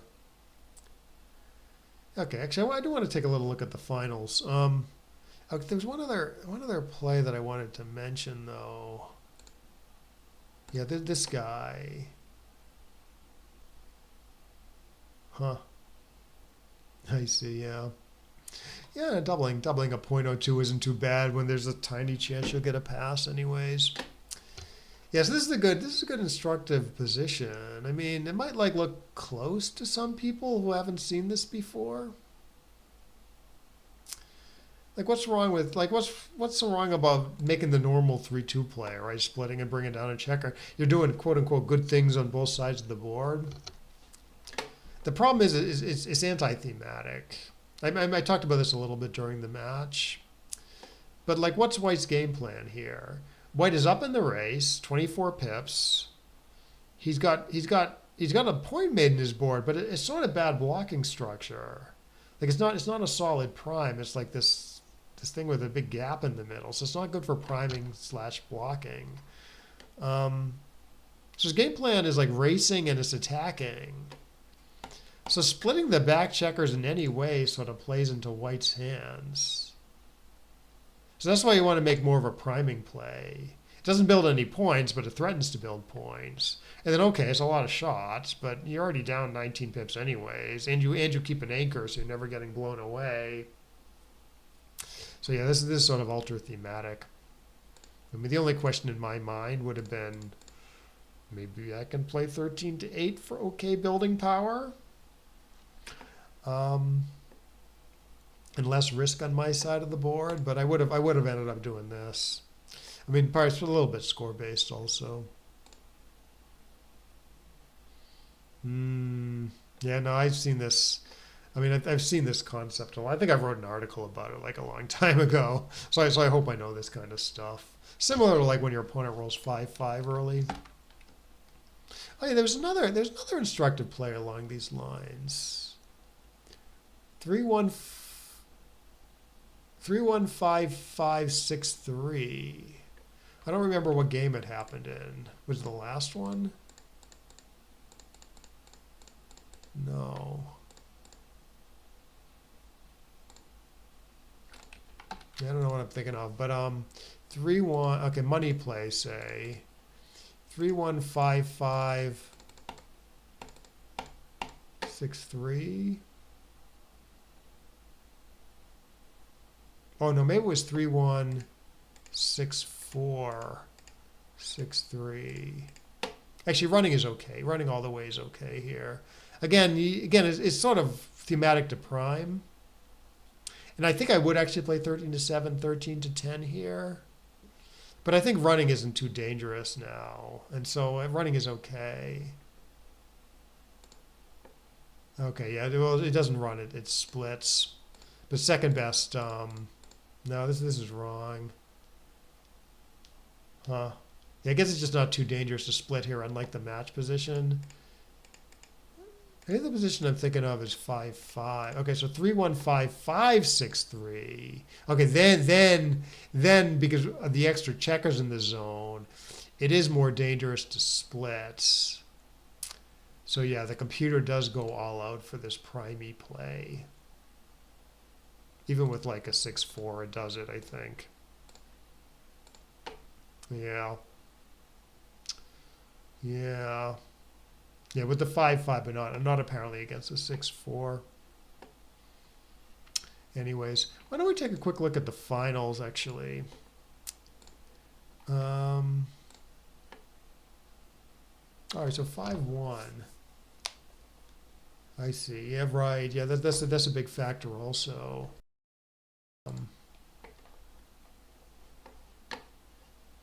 Sorry, let me try to get the matchup. Here we go. Oh, no, do not reset the tournament. That'd be a disaster. All right, so now we have Dougie on the bottom, Frank on the top. Frank was really hoping to hit a shot to try to save this gammon or even win the game, but he missed it with a 3-3. Well, it should be decent for saving the gammon anyways. So yeah, I guess I would keep the anchor so as not to give black any hits with like 2-2, for instance, or 1-3. 1-3 is duplicated. Oh, he had a very well timed 2-3-4 back game. Interesting. Do not reset the tournament. Do you remember when I like accidentally I think I deleted I was like screwing around just playing with the club stuff and I actually like deleted the club for a while. Happily Alfie was very gracious and restored it from a backup. That was nice of him. I did do the thing where like I bought him a coffee. It's not really, it's like a donation, but there's a site like buy me a coffee or something, which is just a way to give donations. Yeah, it is a little too easy to delete stuff. A little bit. I mean, admittedly, there are like warnings and stuff, but it's easy just to get brain dead and click through. At least for me, at least for dummies like me. But yeah, I think he just makes it back. He probably just like backs it up every night, and so it's a little bit of a pain to bring it back. But he can do it. Like it's some database or whatever. I gave him a suggestion once where instead of like deleting the thing, just have like a in the database, just have like a flag that says whether it's deleted or not. And like just flip that flag when someone deletes it and then to undelete you just have to flip it right back. That's probably a better design, I think. I mean it's got its downsides, but sort of safer, you know.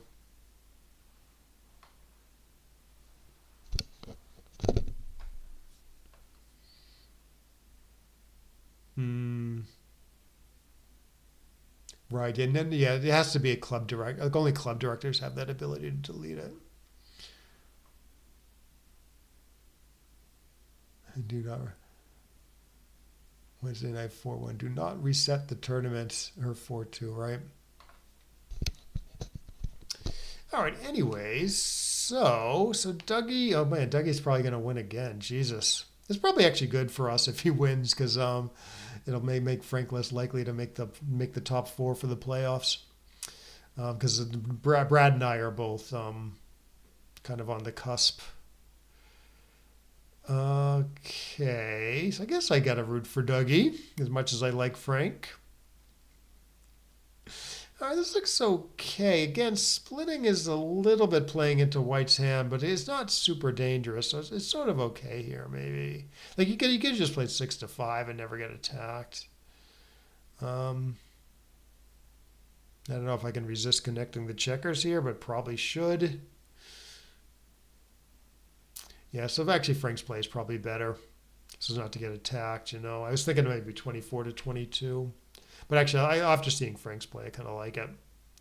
But he gets punished for it. And then some question about whether Dougie should play 24-18 or 11-5. I mean, those backmen are like a little stuck back there.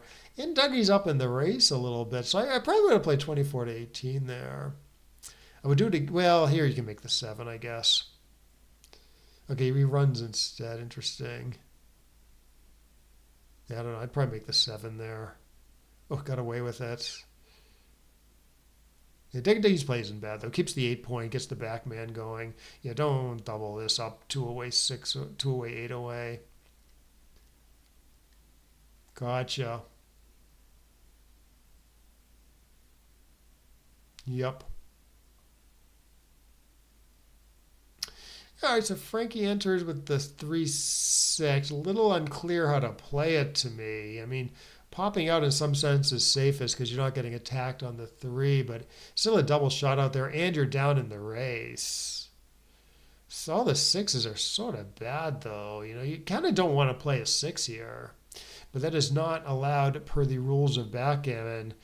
I don't know, maybe 24-16 is the least bad 6, you know? Rather than exposing another blot somewhere. Or playing 24-18 and just opening yourself up to a million like double hits and pointing numbers. I don't know though. I mean 13-7. Maybe actually this makes sense of the score. It's gonna up the gammons for both sides. So I don't know, maybe Frank actually had a point there.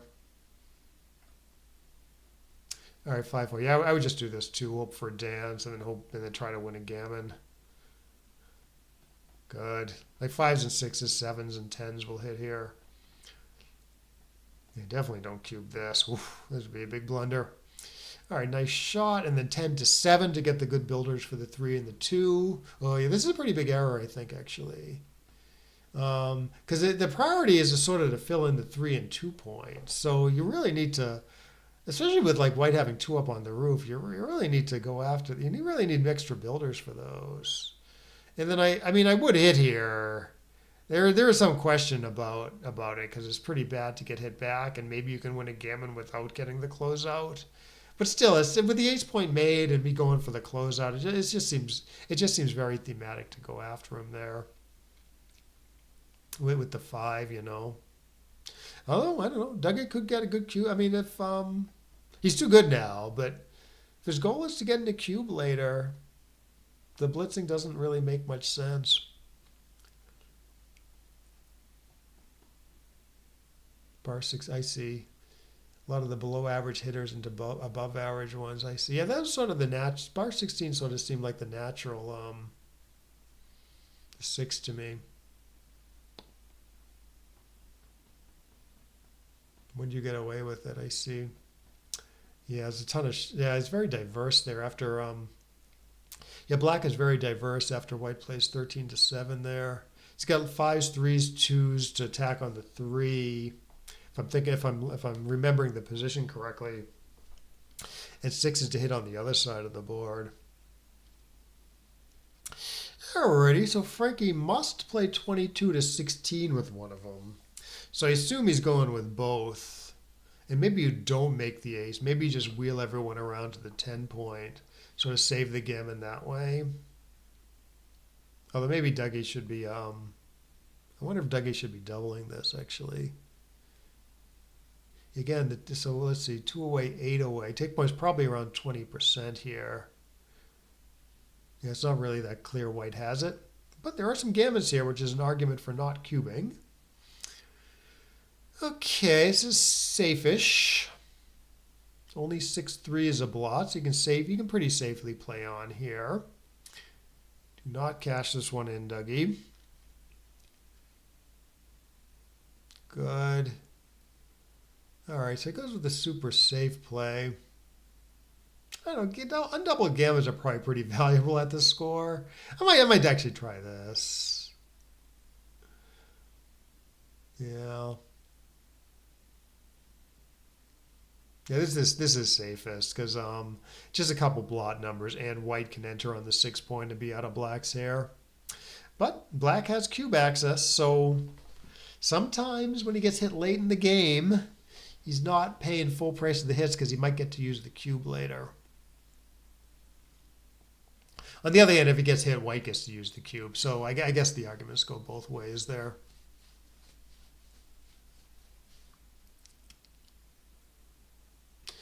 Alrighty, so gammons do help Frank at this even away Crawford score. So yeah, Dougie should absolutely make an anchor here. So this looks okay. I think the computer maybe plays 8 to 5 squared there because you're not paying full price of the 7s because white has the blot in his 5, which black can hit back if white rolls a 7. I see. Yeah, 6-3. Yeah, that's what I was thinking about, the 6-3, where he enters with the 3 and then plays. He played 13 to 7, but he maybe should have played 22 to 16. I'm not really sure about it though. All right, Dougie looks good. Okay, what about 22 to 11 here? Not making the point, but mostly staying out of harm's way unless black rolls a 7, which he did. Oh, no, I'm sorry. That was Frankie's 6-5. I see. Yeah, I still probably would have done it. Despite these score arguments. Okay, gets 13 to 7 in for real now. Yeah, duplicating some 3s. Dougie hits with it.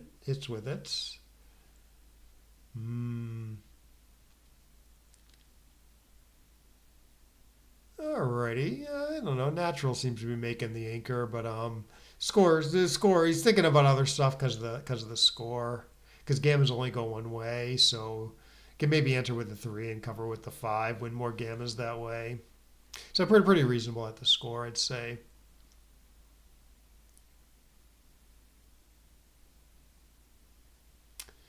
All right, probably is upgrading the anchor here, though, up to the 22, and then either playing 8 to 4, 13 to 9. Both seem fine.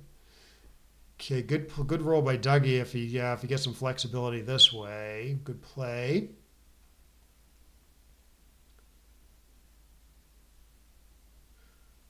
4-2, good. 6-3. So you can. It's a completely safe play where you play 10 to 1. Given White's tremendous board, I guess I would do that unless I'm missing something. No, I saw this. I mean, not only do you lose when you get hit a lot, but you lose some gammons there. So I would play 10 to 1 here, like Dougie's doing. A little tough to bring home, but it's not completely trivial to bring home after making the 7 also. So I guess I like how Dougie did that.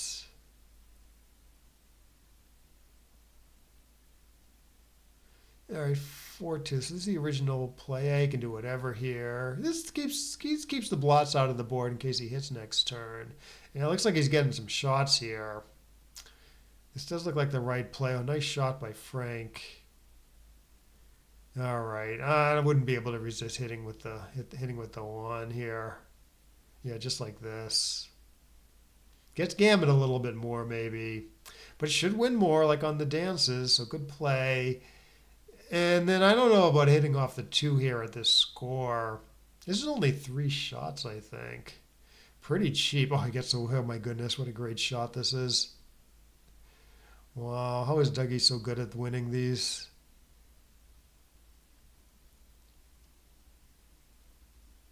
Oh, 13 to 9, 13 to 8 might be worth a look there.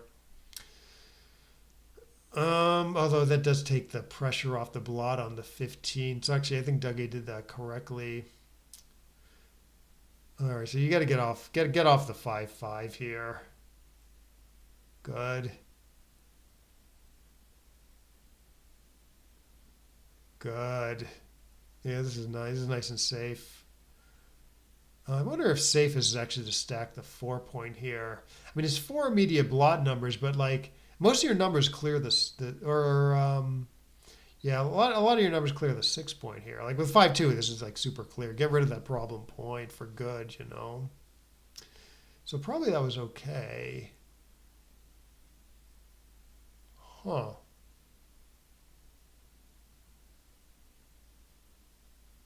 I see. Yeah.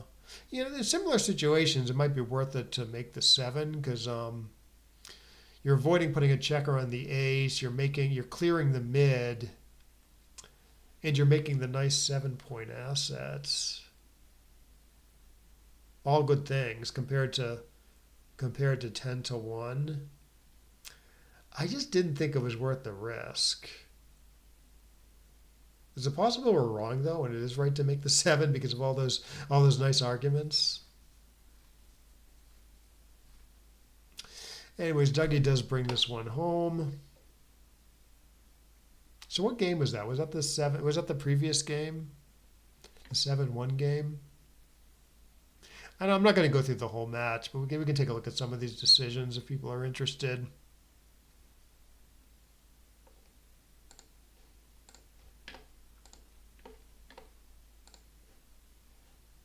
Hmm?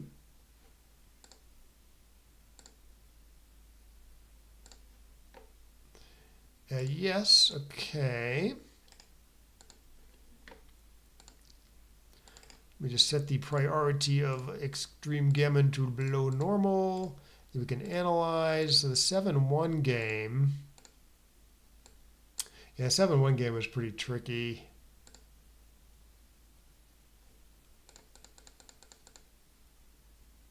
Okay. 6-2. Few good options there. Frankie split. So Frankie runs all the way, but splitting and playing 6-4 is okay. Yeah, this is the 1-1 where I don't know. Splitting is not preferred because of the big stack on the 6, which White wants to hit with. But it's close because it's just not that dangerous when black has this nice board.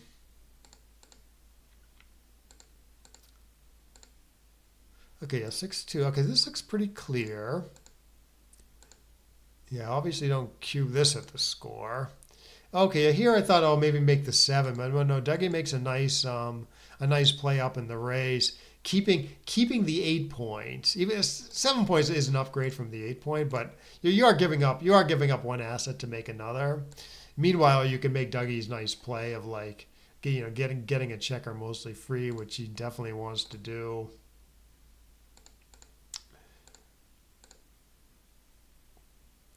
Okay, yeah, in fact, the computer wants to run more here rather than make a solid thing in the O field. Okay, yeah, I guess we were thinking about this correctly. 13-7 isn't crazy, but it does leave black too many good numbers, as you pointed out, Brad. Sixes here, twos, threes, fives here, and here. Yeah, maybe if there was some like decent duplication, you could do this. Yeah, I don't know. Yeah, in fact, the computer likes 24-18 better than exposing another blot.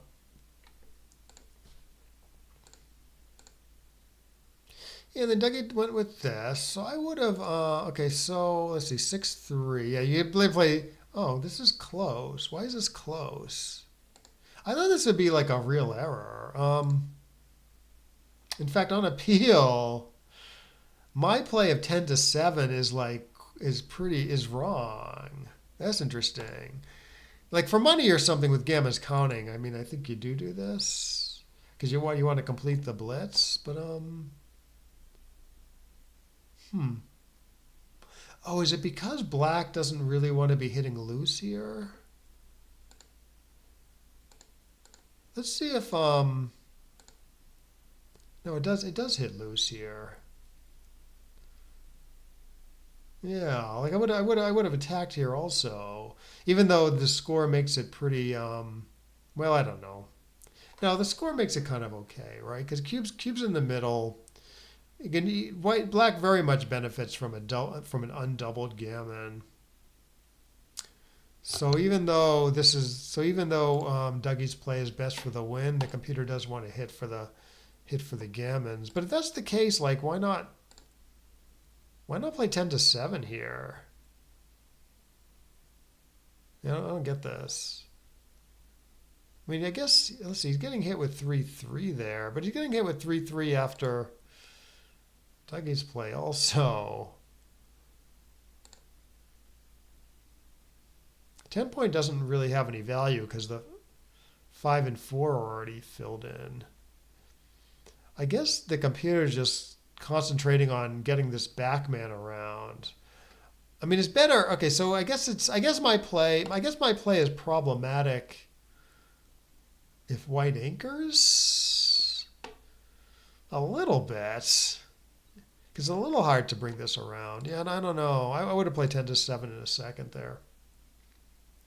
Black was on the 22 and not the 23. Do you mean in like this 6-3 position? We'll put him on the 23 and not the 22? Is 10-7? Is that what you're asking about? Let me save this. Or is it some earlier position?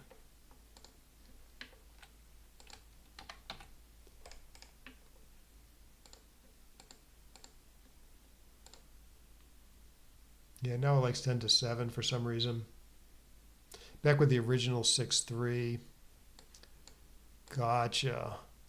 Yeah, we can take a look.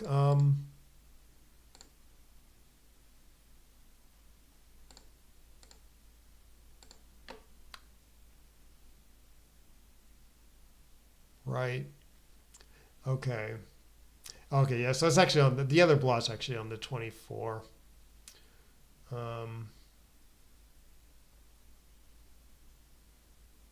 yeah. Yeah, so like, you can roll a 2-6 here, but then it would like 24-18, I guess.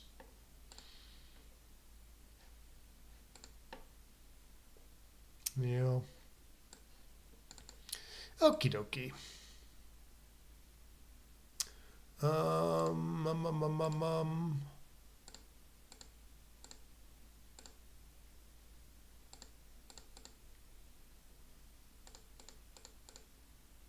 Anyways, white does anchor.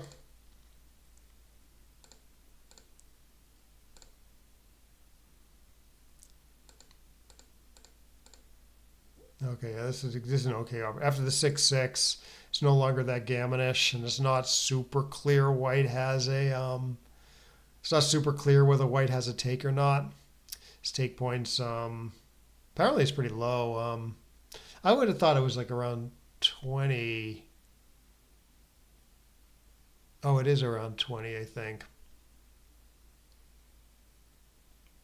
Gotcha. No worries. No, usually the variants you come up with are instructive. Just not there. Um, yeah, so White's take point I think is around 20 at this 2-away, 8-away score. Now it says he was under 20, but he can take.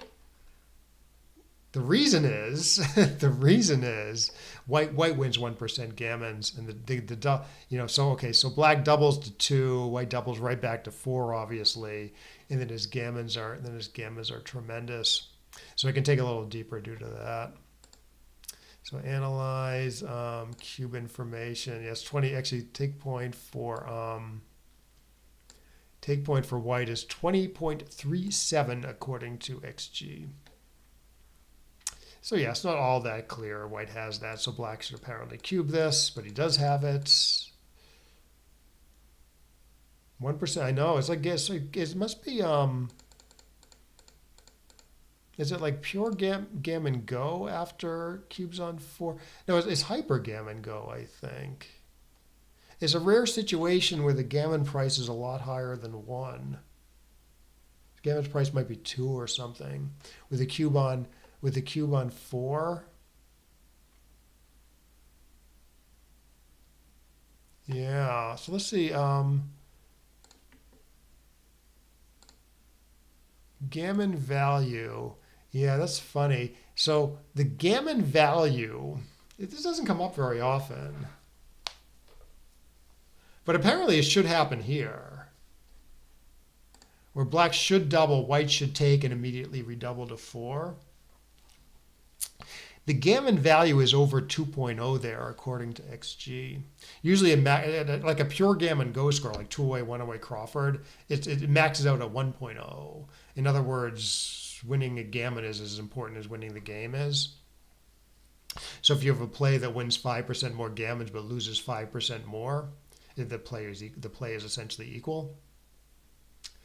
And so that's sort of like the maximum. And then the usual play, that's like as high as the gammon value can be, basically. Except in extreme situations like this, where it's 2-away, 8-away with a cube on 4. Gammon price is like over 2 in that case. Yeah.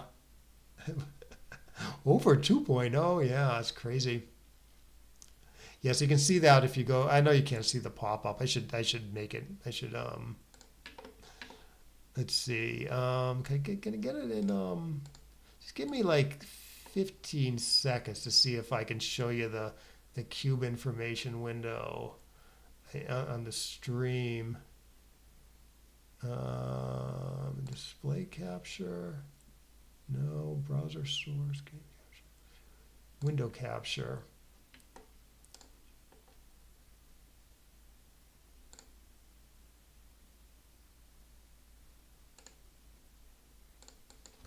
Give me 1 second.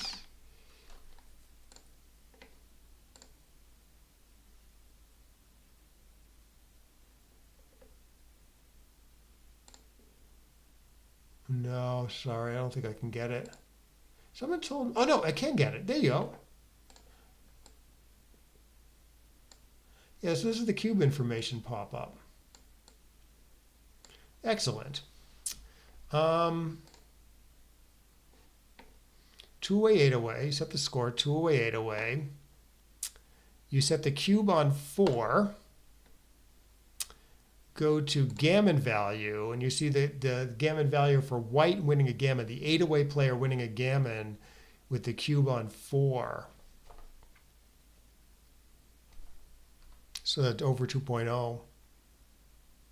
Yeah, still a proper initial double. Yeah, it's because it's only like 1% gammons though, so the gammons are mostly, because the gammon price is so low, it's mostly irrelevant. So the way the math works out, you take the 1% gammons,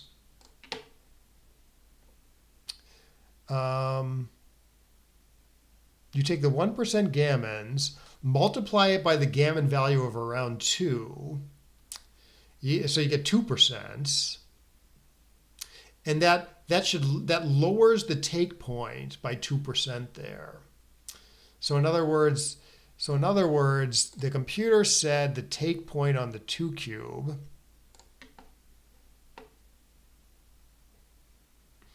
is here. It's 20. The white's take point.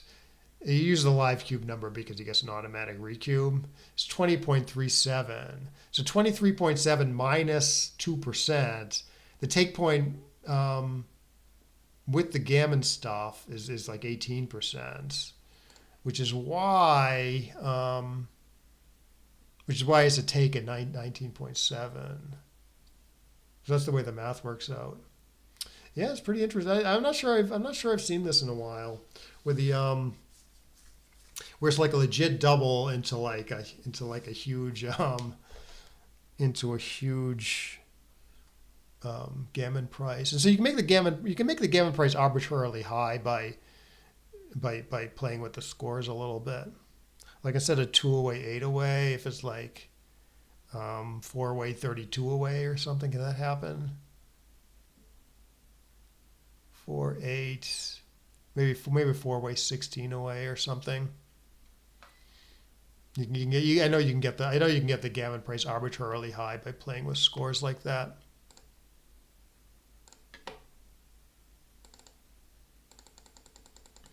Right, 4 away, 16 away, cube on 8. Yeah, gammon price is up to 3 now. So that can happen, right? Cube on 8. Like the 4-way player doubles to 4, which could be correct in some circumstances. The 16-away player doubles to 8. Has an automatic redouble to 8. Now the gammon price is up to 3. So you can keep going, right? 8 away, 32 away with a cube on 16, say. And that's even higher. And again that can legit happen. Right? The gammon's price up to 4.5, right?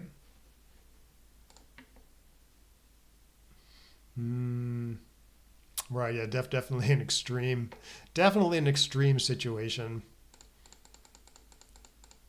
Yeah, you definitely don't see it much. Yeah, you should play for the gammon more here. minus 4, minus 16.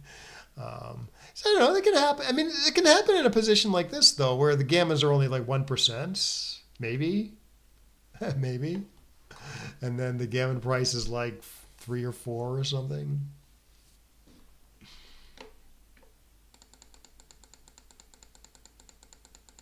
But because the gammon price is so high, the 1% gammons can push a pass into a take, say, like it did there. And then this is the final game. Looked like it was played okay. Okay, I guess a little. Okay, the right. It's close. I mean, the right thing is the obvious thing here with the 5-3, but due to the score, due to the fact that Frankie can win a gammon and Dougie can't, the computer doesn't mind Frankie's play a bar 22 8-3. In fact, I would actually like that against like a weaker player because it'll complicate the game versus just doing the simple play of making the 20. So okay, here's the 6-3. Okay, yeah, no, we were right. Dougie was right. It's not crazy, but it's not worth the risk of all aces plus 6-4 being hit against this nice board. So even though this is pretty ugly and this is pretty, yeah, the computer doesn't want to leave the risk, like we said.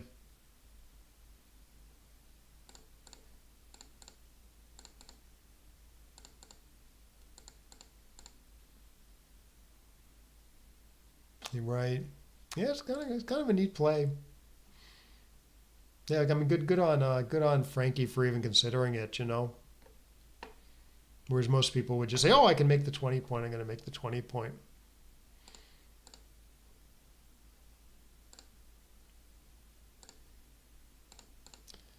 Alrighty, and then okay, 2-1. Yeah, I wouldn't have been able to resist hitting either. The computer does like it, and you obviously want to come in high if you can. At slightly more risk.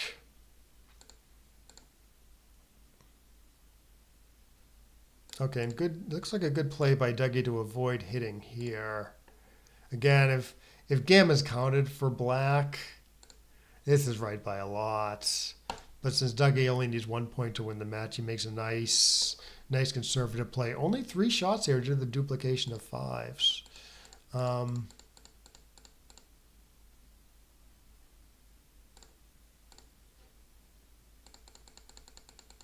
Yeah, and good job. Dougie actually correctly. I think he correctly stripped the top point here also.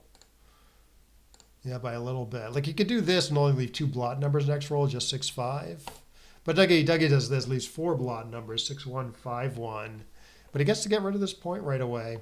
Like you do this and then you roll like a decent number like 6-1. You're leaving the 4 blot numbers on the next roll anyways.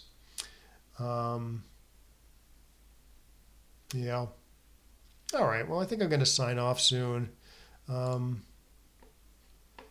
did I put in so Rob, did I put in 4 away, 16 away, or was it? I'm just curious because actually, if you put 3 away, 16 away, I guess the gammon value is even more extreme, and it can still technically happen. Although, yeah, that as you point out, that'd be pretty rare.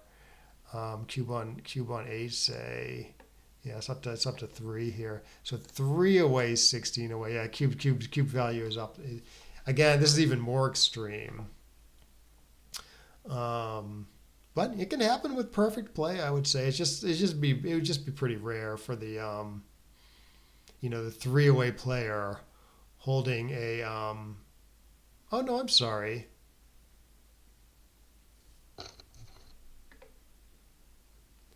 So 3-way player would be holding a 2 cube. Right, no, this makes sense, right? The 3-way player is holding a 2 cube.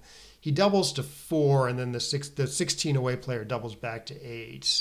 So that can happen, but yeah, it'd take a pretty rare thing to happen when there's gammas floating around. Yeah.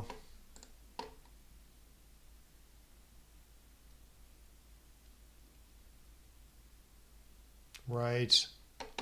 Yeah, I can't actually remember even seeing a situation where the gammon price is much higher than 1 come up for me, like at any point like recently. But yeah, like we saw there in that match, it should have happened. All right. Well, yeah, thanks for watching, guys. Yeah, good chatting. Yeah, good comments. And I'm going to sign off, but I will see you next time.